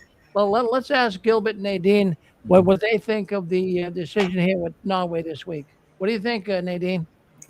Well, I commented on Anne Marie's show. I don't know if you heard me. I just think it had a lot to do with their ego and that they're narcissists and they don't want to lose to anything. Well, yeah, no, they are narcissists and they don't want to lose to anything. You're absolutely right. So let's see what Mr. Intellect has to say. No. I just, it wasn't a surprise. It kind of, I think even Jesse called you, right, a couple of weeks ago and told you that. Oh, yeah, no, in fact, I was in his same camp too. So were you disappointed? But you knew they were going to win, right, Gilbert? Correct. Yeah, it was my gut feeling. Yeah. Yeah. Well, we'll hang in here for a couple minutes with us. We're going to get into that test. Does anyone else have anything else to say about Norway? Well, what's your feelings on it? Do you think this was a victory for us? Do you think that, well, they had to change their position, right, on just fellowshipping? They had to kind of play around with that. So somewhat of a victory for us because I believe the apostates, all of us together, have made the Watchtower change a lot of their rules in the last few years. Correct. All right. There's a lot of people, in the political realm, they always use that phrase, like a 50,000 or 30,000 feet looking down view, right? So when you look, you're right. You have every right to be sad when you're looking at it from a regular perspective. But if you were to go up high and look at the big picture, in a way it's good because there is a separation taking place right now all over the earth. And we're not part of that club. Like you mentioned earlier, you couldn't be a judge. Yeah, we're not part of the club that can pretend to deny the suffering of disfellowship families, CSA abuse. Yeah, so in a way, it is a win for us apostates because we're not part of Watchtower's club, and evidently they are part of some club. I don't know which one it is, but we're not in it. It's probably a Mickey Mouse Club. Donald, what do you have to say? Well, as I gotta say, like I said at the very beginning, yeah, this is a small JP win keeps for texting Watchtower, but look at the big picture. All over the earth, He said people we are both leaving look that nice. religion. Even right now, even today, I'm sure there's a lot of people who left the religion. So it's still declining, even though Where's they your won hand? Norway. Yeah, it's upsetting that they won, but like was said earlier too, they won the battle, but they haven't won the war. So the war is still going on, and they're losing because people are leaving that religion, and they're leaving because they don't have the truth, and they never will have the truth. Well, there you go, Donald. All right, well, thank you. All right, so let's get in. I brought Nadine and Gilbert on, and the reason why they're on here with us. The reason why I got them on here is because about 2 weeks ago, Nadine said that she took a personality test, Myers-Briggs, a test. Yeah, Myers-Briggs. And let me just, for the audience, because I wasn't too familiar with it, but let me just read the audience here. I got a little narrative on what that is, so that they get an idea. Because you got me really thinking, Nadine, how this could really tie in with Jehovah's Witnesses and us all leaving the Watchtower. So, anyways, the test is called Myers-Briggs. It's an indicator. It's a self-report personality assessment. to identify a person's psychological performances and how they perceive the world and how they make decisions. Well, we all perceive the world differently, and we all make decisions somewhat differently. Some of us are pretty much on the same boat. Now, this test was developed by Isabel Briggs. You maybe don't know her. I never heard of her, but she's the one. Her and her mother, Catherine Briggs, they came up with this test. It's based on the conceptual theories of psychiatrist Carl Jung. If that means anything to anybody, Jung. Okay. So, anyways, let's go with the 4 dichotomies. Now, when you take this test, they assert a letter to you, and these letters have meaning, and we'll get into that. But what this test actually categorizes, there's actually 16 distinct personality types based on their preference across 4 key areas. Now, if you're listening to this, it's going to be quite fascinating because I'm sure everyone out there is thinking, well, what areas do they really look at, and do they really have meaning? Well, the first thing that we look at, and we all knew this from young children, really, we knew who was extrovert and we knew who was introvert. So what this test does is they're going to give you an E. They're going to give you an E versus an I if you're an extrovert. And that's kind of, but when you answer these questions, you got to do it honestly. You don't want to cheat. Just do it honestly. So then also what's also important here is sensing versus intuition. Now, there's a vast difference between sensing something and intuition. So they have letters assigned to that as well. If it's an S, it's sensing. If it's an N, it's intuition. So that's also something. They also want us to grade ourselves on our thinking ability, on thinking versus feelings. There's a difference there too, isn't there? You can think things, or you can have a feeling toward things. And so I found this quite fascinating. We took it the other day. I did. Susan took it as well. And then the last position that this test brings us into is judging versus perceiving. Do we judge or do we perceive? And how we approach the outside world. And these are things that we were going to go over here tonight. So anyways, Nadine, I'd like you to step forward first. Okay. And I would like you to explain to the audience, and if anyone out there in the audience has taken the test, we suggested to you guys last week, if you took this test, and let me just go back here for a second. I want to talk just for a second about what the Watchtower teaches about a personality. In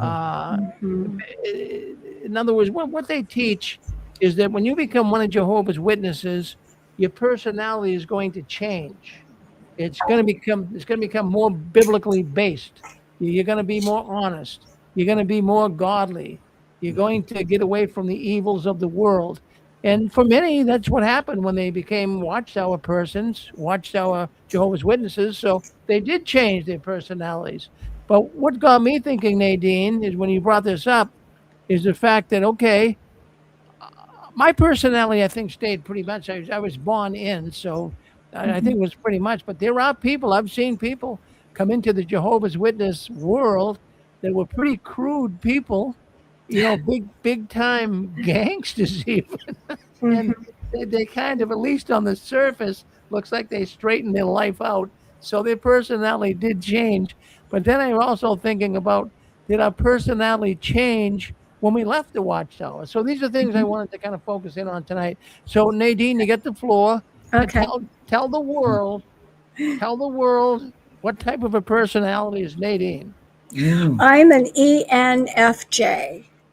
So I'm extroverted and intuitive with feeling and judgment. All right. I'm very similar to you, Rick, but you're going to have to say what yours is. But what I was thinking is, I think your personality is always your personality. It's just the witnesses, when you're a Jehovah's Witness, they want you to put on the new personality, which is what they want you to think and believe. So our personalities naturally get suppressed. That's what I really believe. But I think our personalities are our personalities. And I don't think we can really change them. We are who we are. And nobody, I think, can really change them. And I know my question is, Yes, dear. why? Yes, dear. That's fine. Got her trained already. Why is it important that everyone listening? Because there's some people, come on, face it, they don't want to take this test because they're out there mowing the grass, fixing the car. They're guys, is macho. I don't want to do stuff like that. It's But why do you? I did it, and I'm glad I did. What I'm saying, why do you think it's important that people take this test? Well, I just think it's knowledge, right? And then you can understand yourself better, and you can understand the people in your lives better. Like I understand Gilbert a lot better now. Just by taking that test. And I've also given it to a lot of my girlfriends. In fact, I think a few of them are watching. I think my friend Marilyn and I think Diane's watching. So hi guys, thanks for, I think they are because they were texting me. But they took the test and they just, it's so true. Like I read it and I go, oh my gosh, these are my friends. This is exactly who they are. And I was reading Gilbert's and it's like, oh boy, that's Gilbert for sure too. And I'm understanding myself better too. And I took this test years ago, but it had been, quite a while ago. And I took it again and I'm the same personality. But what I was going to say is now that I'm not a Jehovah's Witness, my personality is the same, but it's completely in full blossom now. And I can really, truly be who I am. But I think I was that personality when I was a witness, but it was suppressed, just like squashed down. And it was always trying to come out. But, there were circumstances where it had to be pushed back down again, because of my mother, but, because I had to live up to what she wanted. And that's another whole big, long story. That's interesting because there was a TV show and I never watched it, my brother did, but it's called, and she's describing it. It's just 2 words. I'm just thinking about this. It's called Arrested Development. And that's the Jehovah's Witnesses in a nutshell. It's arrested development. It's kind of like a bonsai tree, right? You give it very little bit of dirt, it can't grow. It's arrested development. And so that's what she's describing is once you leave the Watchtower, then your personality, it's like getting that bonsai tree and putting it in the ground. And now it's 20 feet tall. Yeah. And when let me ask you this, Nadine. Now, let's just give us the letters now. And it's generally 4 letters, right? Yeah. So give us your letters again and let's go through each letter, okay? Okay. I'm an ENFJ. So as far as the E, how do you look at yourself? I mean, we know what that would mean, but I'm extroverted, which you're extroverted versus introverted. We can see that. There's no question about that. And then if we move down, what's the next letter you are? Intuitive. You're intuitive. So you believe you have intuitiveness. I think women have that more than men. Yes. I think they have to be more intuitive. So you do have that. Now let's move down to the next letter. F, feeling. So you have feeling, you feel more than you would think. Yeah. In other words, you're okay. But but I can also put on my thinking hat also. All right. Well, all right. Now let's move down to the 4th position. J. So that's J. So are you judging? Are you so you're a J, so you're a judging person. I'm J. Yeah. Yeah.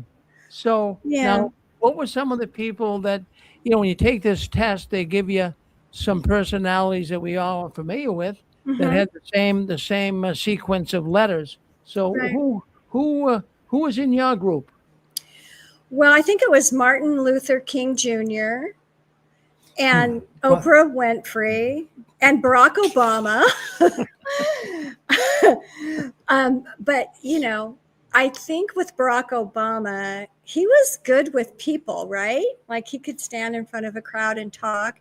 And Oprah too. She would interview people and they would tell her their problems. And that happens to me, all the time. My friends call me and I just really want them to talk about themselves to me. I don't really want to talk about myself too much. I just always say, what's going on with you? Like, what's going on? Who are you talking to now? What guy are you talking to now? Are you going to go see him? My friend, she's always on the internet with dating. And I'm like, tell me about it. I want to hear about it. And I don't really like to talk about myself that much.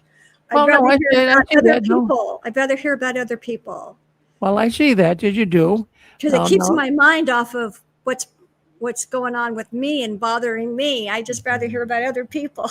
Well, there you go. Well, you were very enthused about Gilbert taking it, so we're going to move on to Gilbert now. Oh So yes. do we have Gilbert's? Do we have his letter structure here? What's he got? Yes. He's an INTP.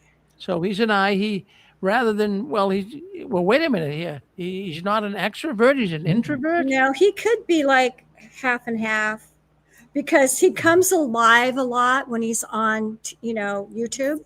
Yeah. Well, He's that's very expressive. I mean, if someone just asked me, I think it was an act, but that's okay. But introverts, being an introvert isn't a bad thing. But here, the thing is this: Gilbert, being an introvert, he's quiet a lot, where he's always in his brain thinking. So, but when he's on YouTube or talking with his friends, he can be extroverted. All right. So he could possibly be, I don't know what his percentage was for being an introvert, but he could be almost half and half, maybe. But he is more of an introvert. I first met Gilbert upstairs in 2017. Yeah. It was up there in Warwick, New York, at the big protest we had up there.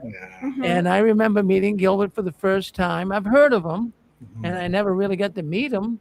And at first, I thought he was a deep thinker. I did. I'm not saying that. I'm not saying that in view of the test I'm taking here tonight, but I thought he was a deep thinker.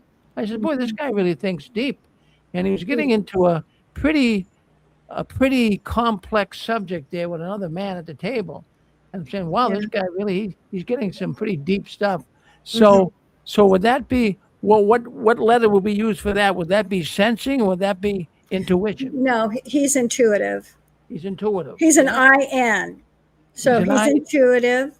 And then the T is thinking because he thinks all the time. So like, I think when he gets up in the morning, when he first opens his eyes, his brain is swirling around with things in his mind. Is that true, Gilbert? See? Oh, I think it is. See that? Look at he's blushing on us. He's blushing. And sometimes I'll ask him a question and he doesn't hear anything that I'm saying. And then he'll go, what did you say? I'm like, oh, forget it. Because like, if you're not listening, forget it. Yeah, well, we gotta get him to listen. He does listen once in a while, but I have to like. He listens to Jesse. He listens to his brother all the time. Well, his big brother. Maybe sometimes. All right. And then he's the P, which is perceiving. So he's more of a perceiver than a judger. Judging. Right. I believe that because he says, oh, I don't judge anybody. No, you can do whatever you want. I don't care. So yeah, he's a P. All right. So give us somebody that, was there any celebrities or personalities we know that Gilbert will be like? Well, so I looked it up. I know I sent it to you last night. I don't know if you saw that. Yeah, I did, but I want you to tell me. Albert Einstein. No, not here. And Abraham Lincoln. Oh my goodness! Now that, Bill Gates is another one. Oh, Bill Gates. That's right, Bill Gates. Well, I'm thinking. I mean, being of the same personality sort as Einstein, I think you'd have to wear that as a badge of honor. I know. I know. He is smart. He's smart. Yeah. Well, that's a wonderful thing. Yeah. So I've got mine here. Susan's got hers. And if there's anybody online, in fact, is there anybody listening into this call tonight that took the test? I'm just curious before we get into our own personalities here. Is there anybody out there that has taken this test and got some information to share with us? I mean, I never really heard of this test before Nadine brought it up. I must have been under a rock. Is that you? Is that you, Constance? Personality type. Did you take the test, Pixie? Yeah, there's only 4% that have what my score is, but I think Gilbert's in the 1% type. I'm sorry. So what was your number? What was your letters? Mine is ENFP. All right. Only 4% have that, but with Gilbert, I think only 1% have the I and the P. Yeah, I mean it's that rare, huh? Well, he is a rare character. He is. He is. All right.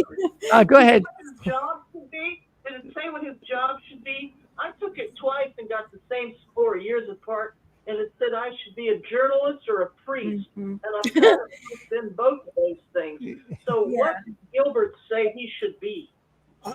I should be a minister, but Yeah. because it makes a lot more money as a. I was just in the wrong religion, you know.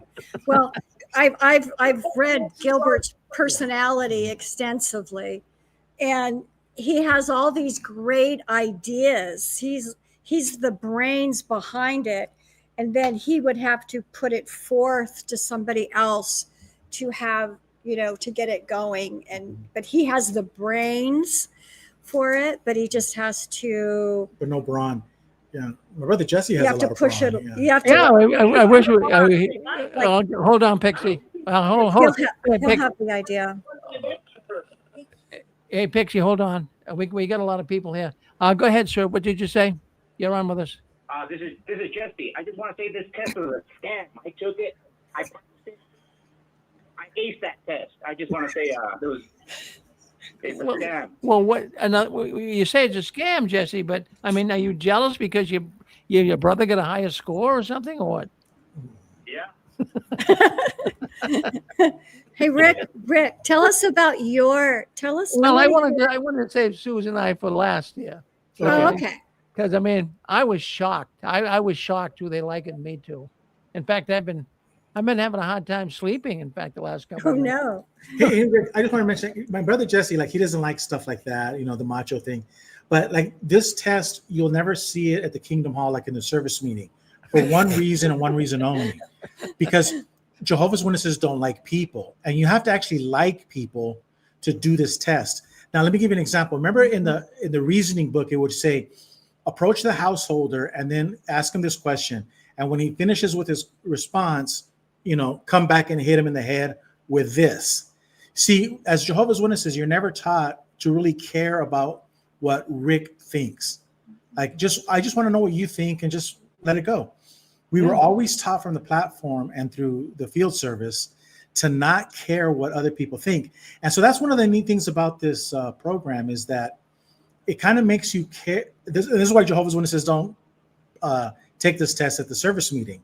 But it would be good because you actually have to care about other people to take this test because you see the value in it. Like you mentioned at the beginning, how there's different personalities doesn't make you good or bad. It's just you're just different. Yeah, in fact, I was thinking too that when I left the Jehovah's Witnesses, I believe my personality changed. Mm-hmm. I really, really do. I when I was a witness, I was very judgmental, and I think they teach people to be judgmental. I think people can be taught that. They really can. I was judgmental. So I'm still a little judgmental, but not as much as then. Yeah. All But right, the J for judging, Rick, could also mean like you're questioning like a decision that you made personally. Like, oh, did I make the right decision? So you're judging yourself too. It's not that we're just judging people constantly all the time.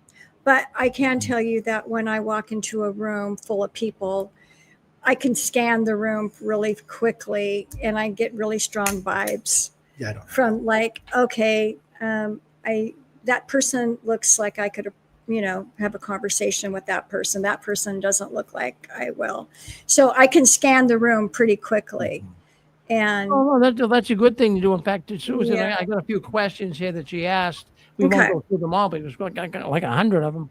But that was one of the questions. When you Oh. walk into a room, Mhm. when you walk into a room, do you prefer to kind of associate with people you know, or do you prefer to associate with people in that room that you don't know? One. Yeah. I can do both. I can multitask. I can't. Yeah. I can talk to people that I know very well, and then I can meet new people also. I can do both. Yeah, well, that's I that's can it. So do both. I take a neutral position on that. I feel more comfortable when I would go into a room, and you walk in. Sometimes you walk into a room, you feel like the third monkey on Noah's Ark. You're not Right. really, you're not really fitting in. So Mhm. you kind of gravitate toward people that you know, and kind Right. of get into the groove a little bit, and you start Mhm. widening out a little. Yeah. It's just a human reaction, but that Right. was one of the questions. Yeah. Yeah. I will do that. I will do that. But I'm also able to meet new people and strike up conversations Well, see, easily. that's a good thing. I think now I know that for a fact that Jehovah's Witnesses helped us all to do that. I mean, if you go out and knock on a door and talk to a complete stranger and try to convince them that you have the truth, you got to start warming up to people and be able to do it. So I think the witnesses taught us how to do that. But I didn't like going out in service, and I didn't want to talk to anybody at the door. I'd rather talk to a total stranger at the grocery store. Right, but you were being trained. Boy, I'll tell you. No, I think you look back and doing that's a tough thing to do. I know. You can't. I mean, they had older women, older guys, young people, kids. I mean, that's a tough thing to do. Is go out and knock on a door. I did not like it, Rick. I did not like it, and I was so happy when nobody answered the door. Yeah. Well, I think most witnesses were. Some people, I remember some people would make believe they were ringing the doorbell. Nobody's home. Let's go. Yeah, bye. And I wouldn't wait very long on the porch. I'm like, okay, let's get out of here. Yeah. All right. Did we have someone? Did someone else want to come in and give us their thoughts on this? Did anybody out there take the test? And even if you didn't take the test, can you tell us a little bit about you? Just tell us, are you a judging person? Do you think, or do you have feelings? Susan, you want to come? Susan wants to come in. Okay, move your seat over here close. Move your seat over. Susan's going to come in here now. She's the one. She sat me down the other day. Oh, there's Susan. Yes. Who's this? Rick? Yes. You're on. Go ahead.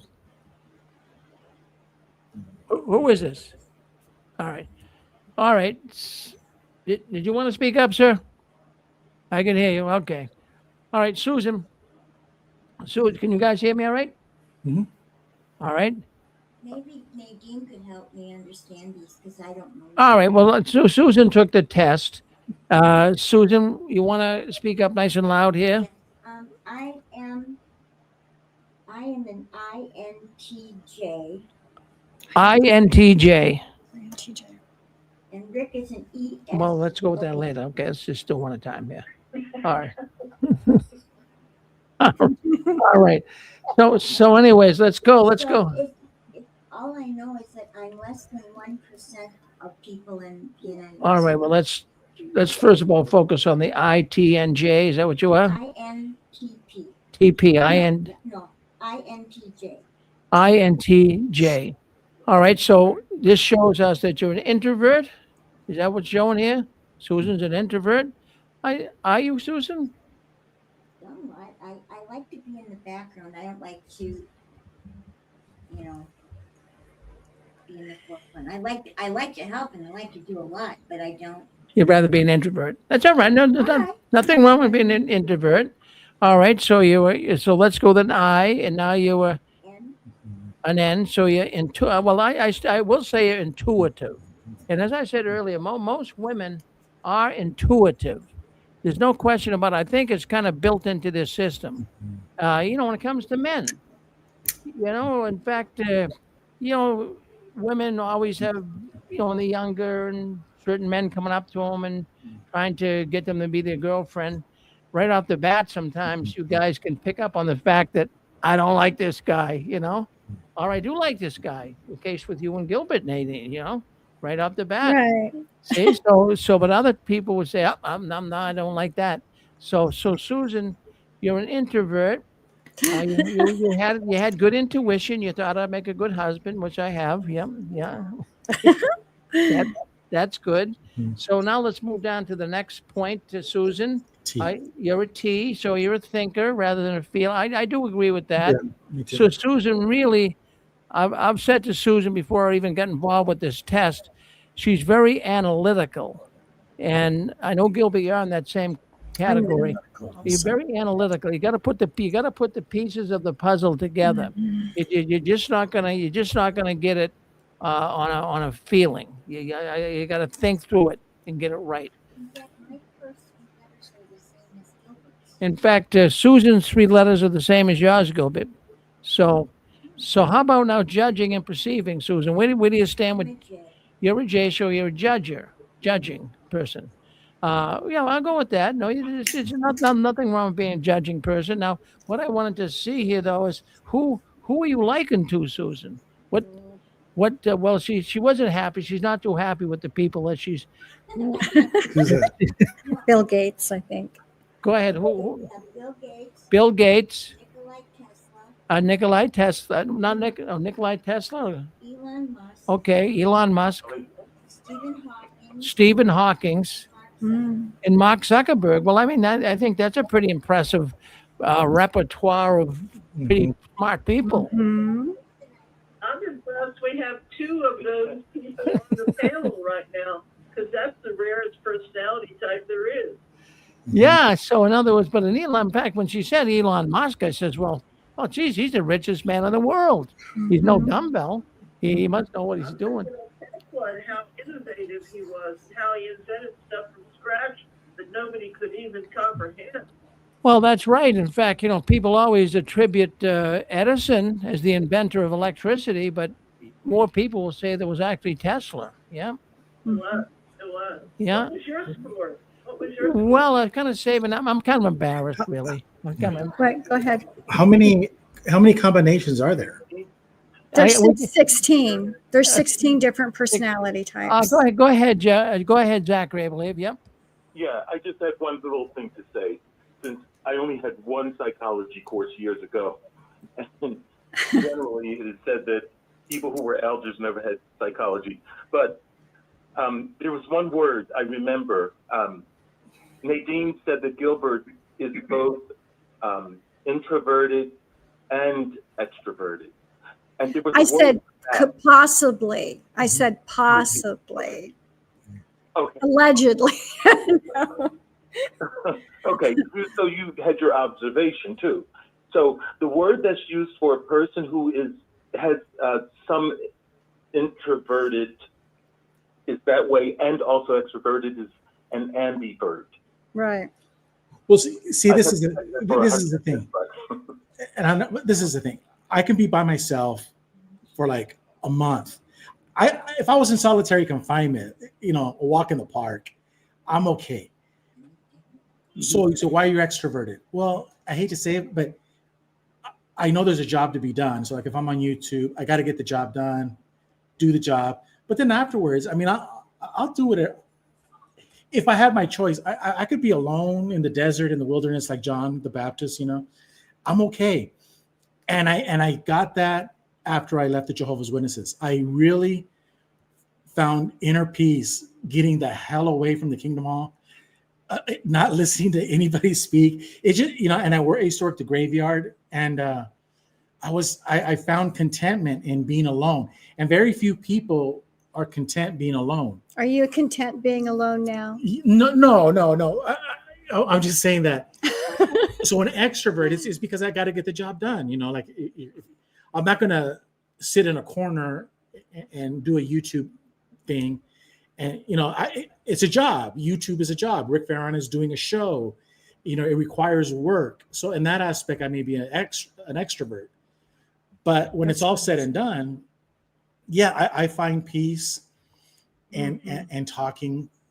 And all I say now is just Father.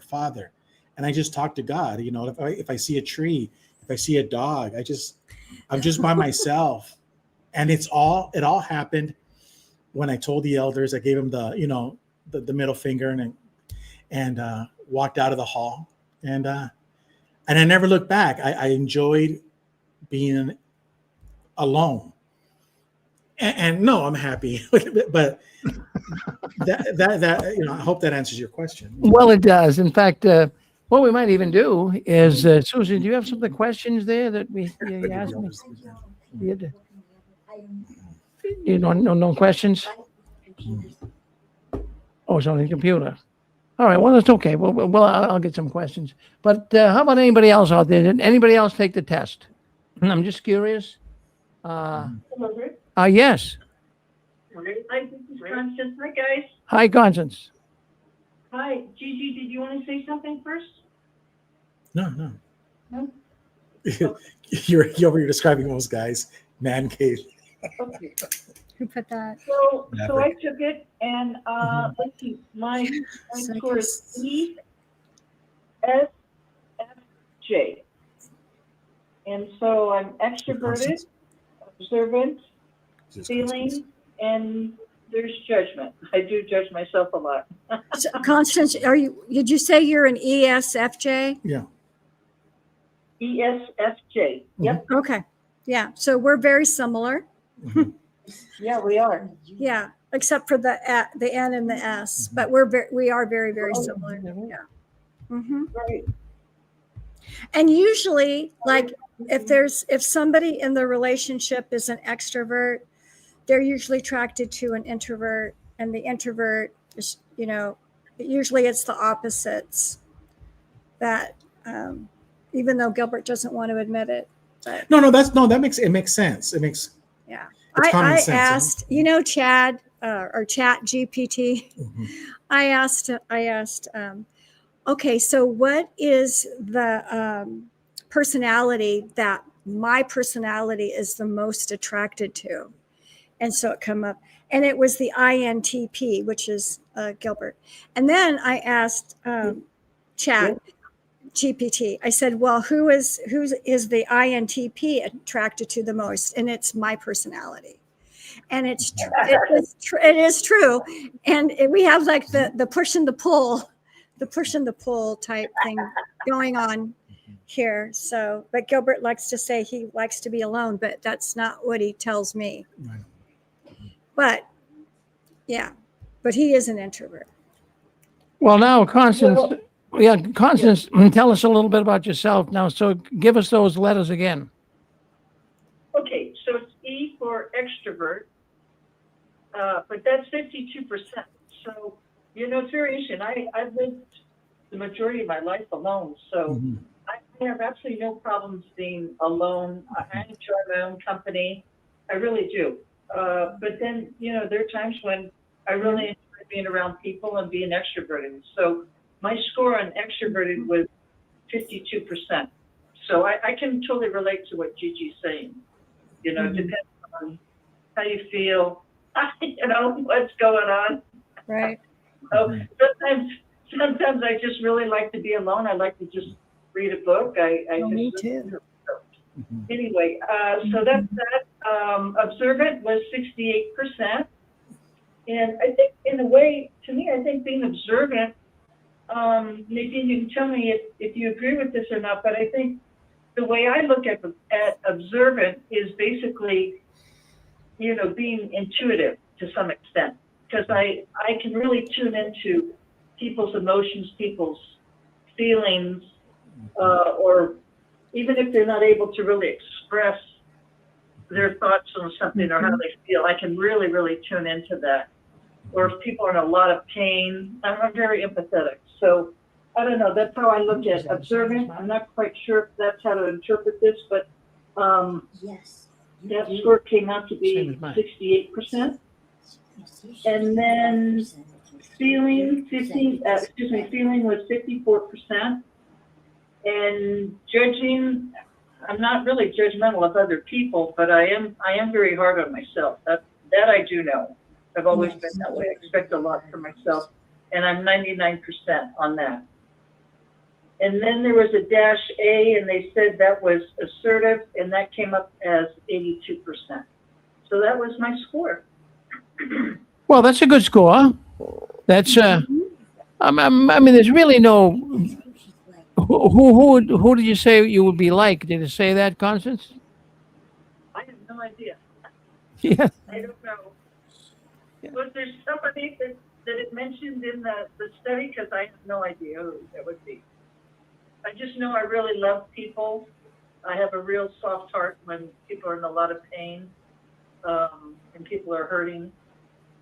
So, Well, now is that the same? Does she have the same as mine? Yes or no? Yeah. In Mhm. fact, Constance, you have the same letters that I have. oh really, Rick? Yeah, I get the same ones. Yeah. And Maybe it's because we're Irish. yeah. So that kind of said, well, I'll tell you, no, when I took it the other day, it must have been about 100 questions that Susan asked. Who's that? Who's the ENFJ? But what I found out It's here good. is that anyway, so we have the same, but they gave some personalities, celebrities, some celebrities that we would be like.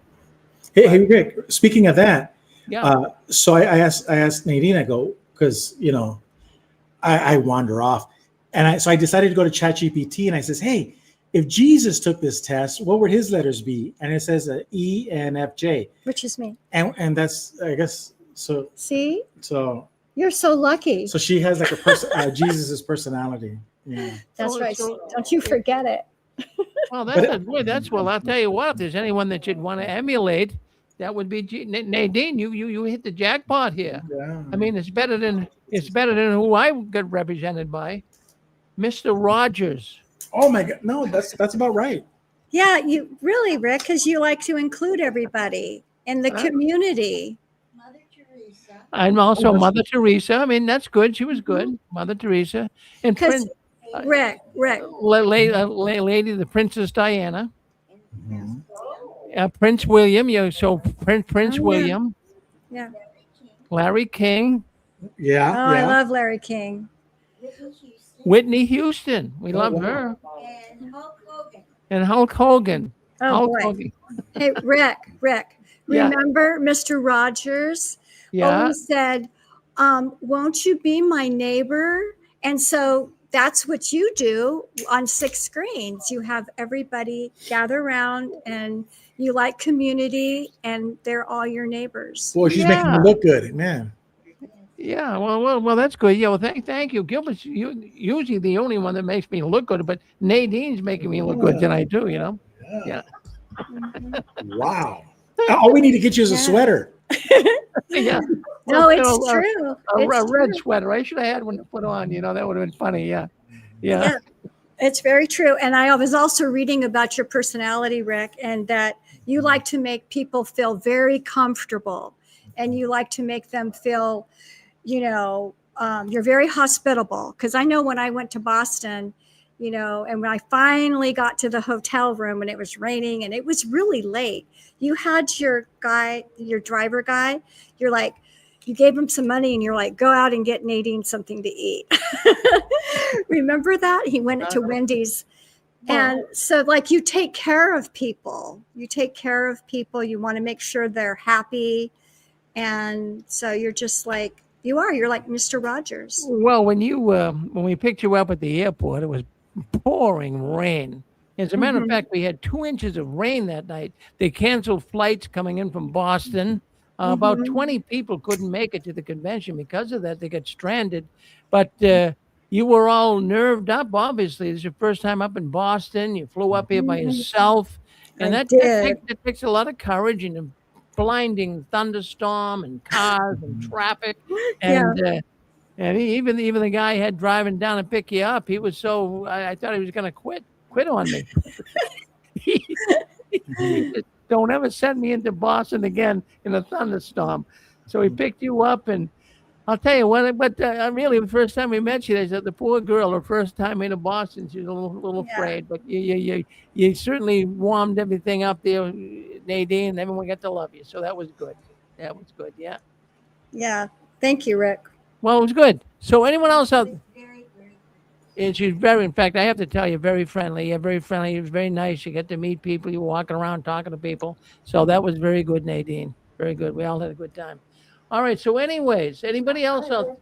Who's this? Hi, Rick. This is Apostle Linda James. Apostle. A while back. Did you take it? You got your letters? Right. I haven't taken it recently, but I took it a while back, and I just texted my roommate because I knew she would remember too. I am an INFJ. Oh. All You're right. just like me, Linda, but you're the I instead of the E. She's very close to Pixie. You and Pixie. She's very close to Pixie. That makes sense. Yeah. Well, you. Yeah, I did think Pixie. She's closer to my personality. All right. So tell us a little bit about yourself. Tell us a little bit about those letters. Do you follow suit on those? That's what my friend Marilyn is. I remember, so I took it in college, and then I took it a bit later. And in college, I was more extroverted than I was introverted. But when I took it the second time, I could tell I was borderline introverted, extroverted, right there on the borderline. I could go either way. Well, I see you more as an extrovert today, Linda. I really do. I mean, you're not afraid to get out there and talk to people. It's hard for a woman to do that like you do, but you do it. Yeah. And I enjoy doing it when I do, but like Gilbert was talking about, he could be alone and be just fine. I can do the same thing. The thing about being an introvert, a true introvert and a true extrovert, if they don't have that time to be able to be their personality, it will drain them. Like they'll run out of gas. If an introvert has to be social a whole lot, that will drain them. Like they have to go be by themselves to fuel themselves and then be able to go back and socialize. Otherwise, they'll run out of gas. And it's the same way the other way around. Well, that's interesting thought on that. Mm-hmm. So, what's your next letter? That's true. And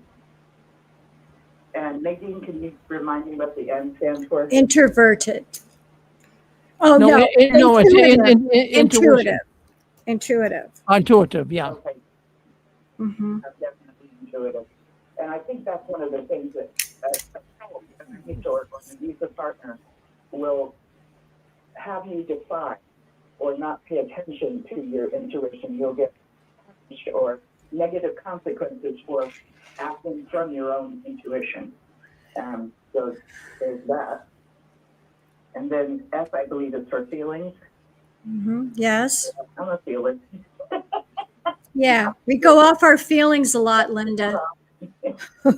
Yeah, and I'm very like empathetic for other people's pain and what they're going through, and then judgmental. Yep, and like Connie says, I'm more, very judgmental of oneself, and I'm glad you explained that too, Nadine. That it can also be, how you see yourself as well. Yes. And we're hard on ourselves too. Like we're judging, like, did I make the right decision? Yeah. And at the same time, you're the kind of people that want justice. So when we see injustice, it really is tough for us to watch happen. Right. We want things to be, we want them to be right, We want things to be fair. We want things to be fair. Yeah, absolutely. So my question would be like, why would like a religion like Watchtower not want to talk about this in their meetings, have their people take this test? I have the answer. Because I would think like, if I had a church, I would want everybody to take this test because it's one, everybody could talk, everybody could share. But why do you think? Go ahead. Well, because they want everybody to have the same personality. Mm-hmm. They want you to put on the new Jehovah's Witness organization personality. They don't want you to be an individual and have your individual thoughts and ideas and be who we were born to be. We were born a certain way. Well, independent thinking is the only kind of thinking. You can change behaviors, which often people do, Mhm. and sometimes it benefits them to change behaviors, but we can't really change our personalities. Right. Our personality, that's what I was saying in the beginning, is our personality. And we're really born with it. In fact, I was reading, this was a long time ago, our personalities are formed by age 4. I believe it. Yeah. And yeah, from like, from the time we were born up to like we're 4 years old. That's who we are. That's our personality.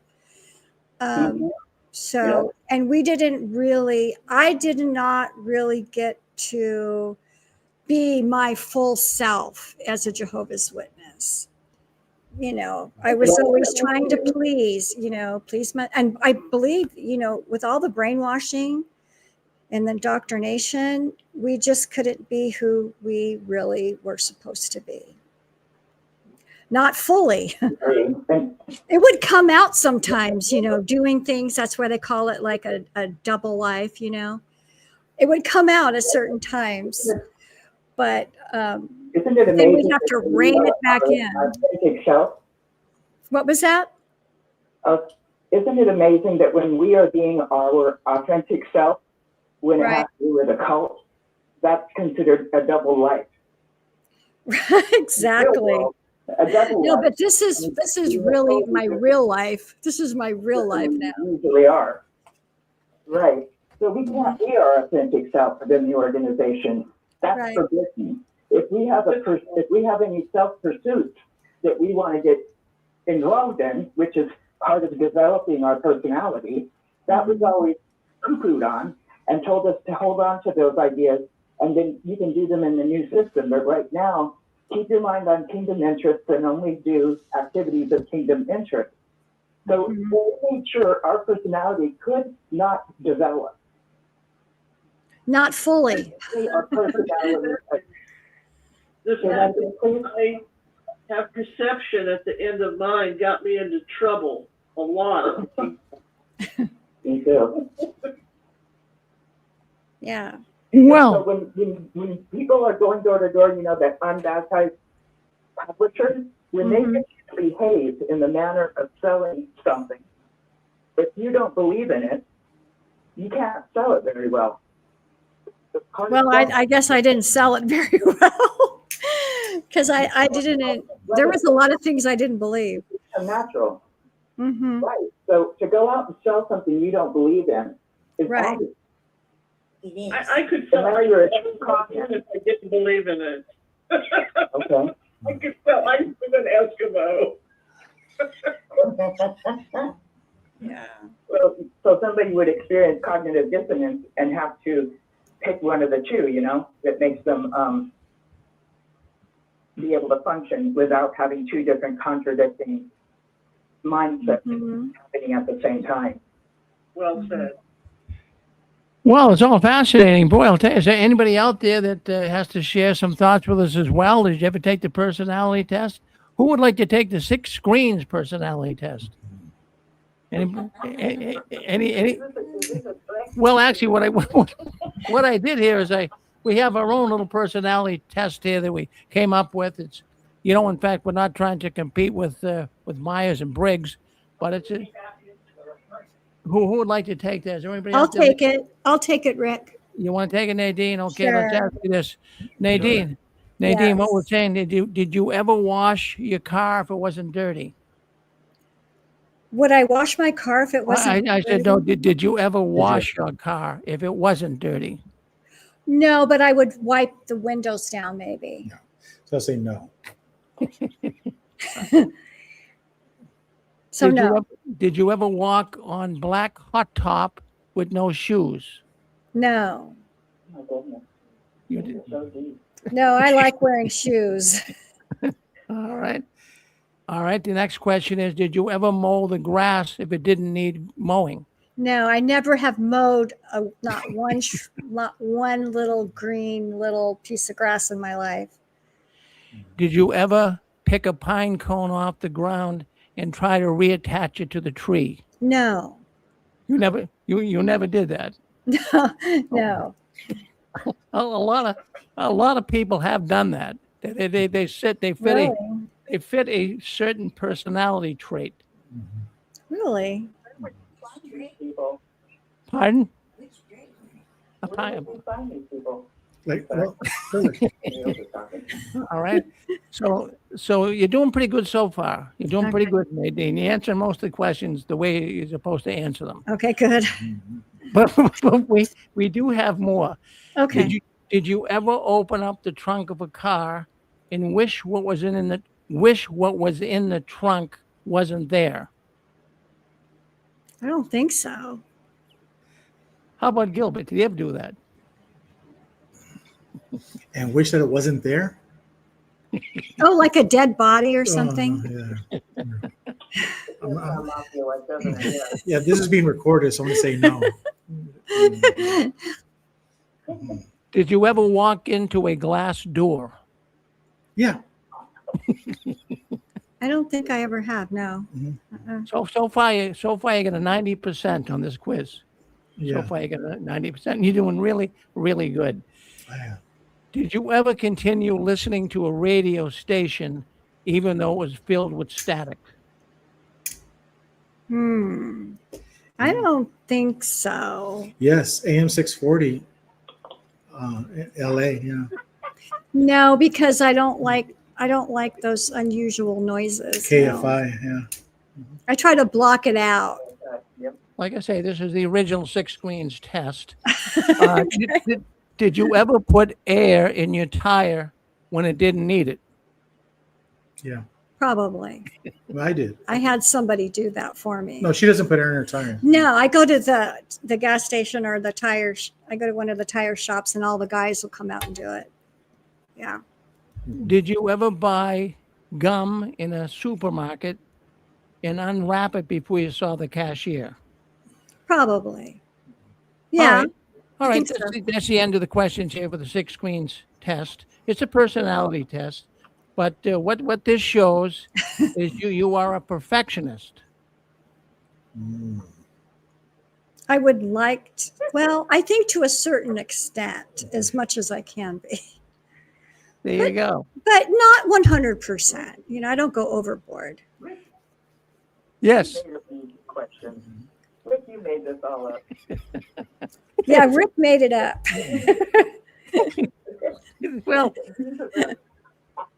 Well, it does. I mean, if you put Us recovering previous jobs, we always struggle with perfection. Yeah. You know? Yeah, you're right. I have opened a product before I bought it, though. Oh yeah, no playing people. That's perfectionism. You wanted to make sure it was good before you bought it. You know. Yeah. So there you go. You got any questions for us, Gilbert?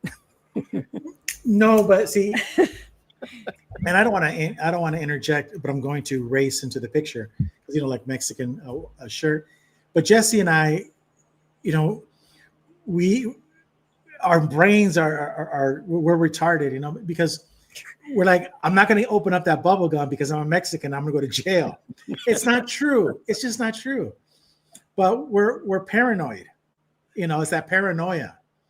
That's why I don't drink, and drive. I don't touch it. It's just because, that's why I don't do drugs or anything. Because if anybody's going to get caught, it's not the other guys, it's me. And we grew up that way in our neighborhood. It's just we grew up as little kids that it's going to happen. And so I was scared. I know it's not true. If I open up the bubble gum, I know I'm not going to get arrested because I'm the Mexican, but it's paranoia that things that you were told when you were a little kid, and well, maybe next week we'll do the Six Screens paranoia test. I'm paranoid. That's funny. I'm paranoid, yeah. Yes. Who would answer those Six Screens questions any different? That is so funny. Yeah. Well, did you ever tell Rick? What's that? Did you tell Rick about how I took back the avocado? Oh, I couldn't believe it. Like It's I a never good take. story. Well, no, she went to Trader Joe's and took back an avocado. It's like unheard of. Because it was rotten Because it was inside. rotten, like, and I'm like, it's unheard of, We're Mexicans. We don't take nothing back. And They then might I throw it told back at him, us or something like. I told him he goes, "Where's the avocado?" And I said, "I took it back." And he's like, "What?" I go, "Yeah, I sliced it open and it was really ugly inside. So I just took a picture of it." And Trader Joe's gave her a really nice one. They give me another one, yeah. And just the thought, I would never, ever, I would just take the loss and I would just. I take things back, Rick. If which is they're good, not which good, I take them happy. back. I just. Oh, I don't but have that personality. I'm gonna incorporate that. Yeah. Well, yeah. Would you, I'm gonna have to incorporate that. Question. That avocado, avocado cutting it in half to make sure it's good before you buy it. I'm gonna have Because to it put was that in. expensive. Would you take it back? Would you take it back for a refund? Yeah. If you bought like avocado. Well, I have taken things back. Yeah. In fact, I bought 5 pounds of hot dogs. Oh, boy. About a month ago. They're really good hot dogs. And so, boy, I said, these hot dogs just don't taste that great. They don't taste that great. But I mean, it's $15 for 5 pounds. It was a pretty good deal. Yeah. But I've taken meat back before. Yeah. If you get bad meat. Yeah. But you know what, Rick? Your personality and my personality are so similar. We're very similar, our personality types. Yeah. I think we are, Nadine. Yeah. Because I'm an ENFJ and you're an ES. You're an ESFJ. Yeah. So you're sensing and I'm intuitive. But I was reading about the two of us. And we are so similar. We're so similar. But I can see out when I make a decision, I can see out into the future. And like if I make this decision, this is what's gonna happen in the future. And you're more detailed on the here and now. But that's really the only difference in our personality. Yeah, well, I think it's kind of, in fact, I wonder, I don't know if we saw this or not, Susan, but what is the most common personality number, not letters there? Well, yours is very common. Very common. Yeah, well, very common, Nadine. You and me and many others in the world are very, very common, yeah. But Gilbert now, and even Susan here, I don't think that's too common. I mean, these people, less than 1% on Susan's numbers here, less than 1%. But, it's kind of fun. In fact, go ahead. When I just now asked my roommate for my letters, she said, weren't we the same letter? And my previous roommate was very, very introverted. She's very behind the scenes, likes to help behind the scenes. And she wouldn't stand in front and deliver anything like I would. And I'm comfortable with it. She would never do that. Just like Susan was saying, she likes to do behind the scenes. She likes to do a lot, but not be the front person. So I thought that was pretty cool. Well, very good applause, babe. No, thank you for wanting to come on and giving your thoughts on this too. Appreciate that. Now, is there anybody else out there that has some thoughts to share with us? How about Junction guys? Yeah, you Junction guy, you're on there with us. Go ahead. Receiving. Let's go, Dick. Can we go to Junction guy? Don't come back to you. Junction guy, go ahead. Oh, yes, I was going to say, I started to take the test this week, but I didn't go Briggs-Myers. I just Googled whatever came up, and I got through the test. It wanted my email, so I just immediately stopped. I get enough spam email as it is. I've taken it in the past, INFJ, but there were several questions on there that I couldn't answer definitively. It's like the question, depending on a circumstance or whatever, I would answer the question differently. Now, I is introverted. That pretty much describes me right now where I'm at. But it doesn't, but I'm not happy with it. You know what I'm saying? I need social contact. Me as a person, I need to, belong to a group or a community where I feel like I have a part and I have some commonality. I'm thinking, like a true introvert would probably move to Montana, live in a cabin all by themselves. No, that's not me. I actually, No, it's too cold. It's too cold. No, it's too cold. It's too cold. It's not what you tell me. So the question It's not what you tell that could have been gave a different answer. You Okay. know, if I'd I guess I'm answered the going question back to Orange County. at that time. The intuitive, yes. I call it a gut feeling. I've got a gut feeling something's wrong, or I've got, the feeling part, yeah, to a point. The judging, yes and no. I judge myself. I'm always second guessing my decision. Did I make the right decision? Did I do this right? The judging is more. I'm good at profiling. I can look at people and I can tell you what kind of music they listen to, how they vote. Just some people would say that's judging, but that's how I'm good at picking up people's, interests and personalities. I'm good at that. What was that? Something else I was going to say, but I forgot. But yeah, so I mean, it's like I have a different personality. When I'm here, I'm an introvert. When I'm on vacation or with family out of state, I'm extrovert. I mean, I go in someplace, I'm working the crowd. Which one am I? I'm going around talking to people, see if there's any commonality or something like that. What is P? So, and when I believe something, I stand up when I believe it. Well, something else too that I won't say. I don't care, if the whole world says I'm wrong. If I feel I'm right, I will stand up and speak. So this is my personality. Well, no, in fact, I kind of sum it up with you too, Junction Guy. I kind of go along with everything you said. Yeah, you're a unique person. You have, because you used to, I mean, I've known you, I mean, not personally, I never met you in person, but you used to post on JWN. And I've always taken you, I kind of, even when I heard you for the first time here on the 6 screens, I said, wow, that sounds exactly like the way he writes and what he says. So thank you for sharing that with us. I appreciate it. Thank you, Junction Guy.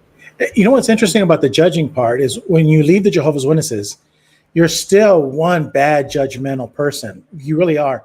But it's kind of like when you take the pot out of the stove and is blowing the whistle, the coffee pot, the teapot, and then it's a gradual decline. And I've noticed that I was very judgmental even after I left the Jehovah's Witnesses, but it's just a process, and you start noticing that judgmental thing just goes down, So Good analogy. Good analogy. I don't know if you noticed that in your person, but well, the judging also means other things too. Correct. We It got means someone. judging yourself.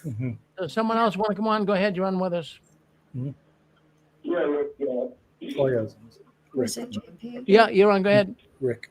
It's Dick. I was really nuts about taking this test, but Brad was kind of insistent that I really don't want to take the test. And I looked down, Gene had up to the rest numbers on, so I said, I'll take the test. Anyway, my score was kind of different from everybody else. I think I had all D's, and Connie figured it out. She said it stood for dumb. Dumb, degenerate. Well, I know you pull on a leg. I would never put you as that, Dick. Yeah, I know he's pulling on a leg. He does that once in a while. But no, the thing is, we all there's 9 billion of us on the planet, and many of us are going to fall into the same category. But I think that's what makes the world go round. If we're all different, if we all had, if we weren't all different, it would be kind of boring, right? So we all get to see different people, meet different people with different personalities. And I think it was really, in fact, I'll tell you what, I was going to McDonald's today for lunch. I was going into McDonald's, and there was a man there, and he waited for me to get out of my car. He had to wait at least 10 seconds, 15 seconds for me to get out of the car and hold the door open for me. So I said, that's be interesting you do that. A unique personality. So he held the door open for me. Then he got inside. He says, I like to do this. He says, I want to be a doorman someday. And I know it sounds crazy, but that's what he said to me. And so he struck up a conversation, and he was so extroverted, I couldn't believe it. He's talking to the cashiers, he's talking to all the people, and held the door open for another woman that was coming in. And then he came up to see me there when I was sitting eating having lunch. He came up to see me, and he says, "Boy," he says, "really," he says, "I enjoyed speaking with you," and he says, "I really." And then he showed me his muscles. I said, what do you do for a living?" He says he works in concrete. And he said he was 55 years old. And but what a unique personality. I mean, he's mingling with people in there, talking with people, showing people his muscles. At first, I thought he was a little crazy, but he was just an extroverted guy, different guy, but different personalities make the world go round. What do you think, Zach? You know something? You know what I think, right? You know, I think I'd be a little afraid of taking this assessment or test or whatever it is, because you know something. If I were to take it, I'd be sitting there wondering, well, what's Hitler's type? You know, or Jim Jones or Bin Laden. I'd be worried mine would match theirs. You know what I mean? You know, as innocent as it could come out. You know what I mean? Well, yeah, no, I do know what you mean. I would imagine that they had kind of weird personality tests when you think about it. Jeffrey Dahmer, for example. I mean, eating roadkill. I mean, what was this guy thinking? Yeah, boy. Yeah. How many? Let me ask you this: how many different combinations? Is it just 4 letters that you're doing? 16 combinations. 16 combinations, 4 letters. Yeah. 16. You want to take the 6 screens test? You want to? I got another. Ask him the avocado question. Yeah. You know, some evil person. Zach would take it back. Mhm. Zach's an extrovert, I'm sure. Zach would take the avocado back to the store. I bet you. $20. Call myself an ambivert. Yeah. Okay. I'm not taking any tests. Well, we have a special test for you, Zach. Would you like to take a 6 screens test? Okay. That's so funny. Oh. But Rick, yeah, Rick, it's Nadine. Yes. You're kind of laughing. I know she understands. I do have a question for Susan, but I would like to ask it on the after party. Susan didn't seem happy about the people that she matched, and I'm curious as to why. I was embarrassed. But don't. How could I? Yeah, don't say it now. We can just after party talk, okay? This is being recorded. Yeah. Okay. Well. When I took the test, it didn't have any famous people. It just said I should be a journalist or a priest. And the funny thing, I already worked as a journalist for 20 years. Pixie, I'll look up who your famous people are. Remember? Rick. You should be a reporter. Rick. Yes. Rick, it's Nadine for a second. Yes, Nadine. Yes. Okay. Do you know why I took the avocado back? You took. You know why? Well, why? Well, let me guess. Let's Okay. have people guess. In fact, Okay. did you take it back because it? She was making something special for Gilbert. Susan says we're making something special for Gilbert and it had to be perfect. No. Was it It's- too highly priced? Well, but it's the principle. It's the principle that's why. And she bought it at a Trader Joe's. So Trader Joe's is not your, Mhm. rundown store. And that's why you took the hot dogs back. It's because it's the principle of it. Right. That's right. why. And those things bother us because it's like it's not fair. It's not just. I shouldn't have a bad avocado. You're throwing away something you paid for. Yeah. Well, no. That's. I mean, everyone should do that. But stores stores. No, I've seen people. I've seen the man bring in fact it was right after Easter, and he brought in a ham. He brought in a ham, and Oh God! No reason you should feel ashamed of bringing back an avocado. I didn't. I brought a picture of the avocado. But if it's not up to par, you know. I know. I know. Appreciate that. I didn't actually bring back the rotten avocado because you can just take a picture of it. Because one time I brought back the rotten avocado. This has happened a few times. And then the guy said, next time, just take a picture of it. It's okay. And I said, okay. So I took a picture of it and then I just showed the picture. I don't even have to erase the picture. So if I have a bad one, I just pull up the picture of the avocado. Nadine, what about AI? Yeah. I took a pound of red beans back to MOM, Mom's Organic Grocers, and they gave me a gift card for $15. I took a pound of beans back because it had bugs in it, and it said the beans pieces, and they gave me a gift card for $15. If it's honest, you always take it back. You know. Well, right after Easter, I went into the market basket where I shop, and a person had it was a big giant, well, it would have been a big ham, but it was mostly eaten. So we brought it back, and just a few little, pieces left on the That's plate. funny, Gilbert. So he says, I want to get my money back on this. So the cashier says, we ate 3/4 of it.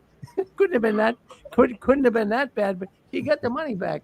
But there's no problem. No problem bringing an avocado back. Don't lose any sleep over that. Don't lose It's the principle of the matter. I know it is, Nadine. We're just kidding. All right. Well, You listen, have strong principles. we had fun. We had fun tonight. Now tomorrow, we got Junction guy coming in tomorrow. He's going to tell his story on ex-Jehovah's Witnesses share their story of being in the Watchtower tomorrow at 2:00. And we have a 6-screen Sunday program. We invite you all to come in. Now, for those that get into theology, beginning at 1:00, we have a program called Knowing God After Leaving the Watchtower. We have 2 Christian apologists who run that program. And then at 3:00, we do JW World News Sunday. If you get Bible questions, Jay Hess is the man. He's on at 5. So come on in tomorrow and be with us on the 6 screens. We want to thank Gilbert and Nadine for coming on with us tonight. We want to thank all those people that spoke up, the people who took the test, and thank you very much for wanting to be part of our night here. We all had a really good time, and thank you, Nadine, for bringing this subject up. It was really good. That was a good subject.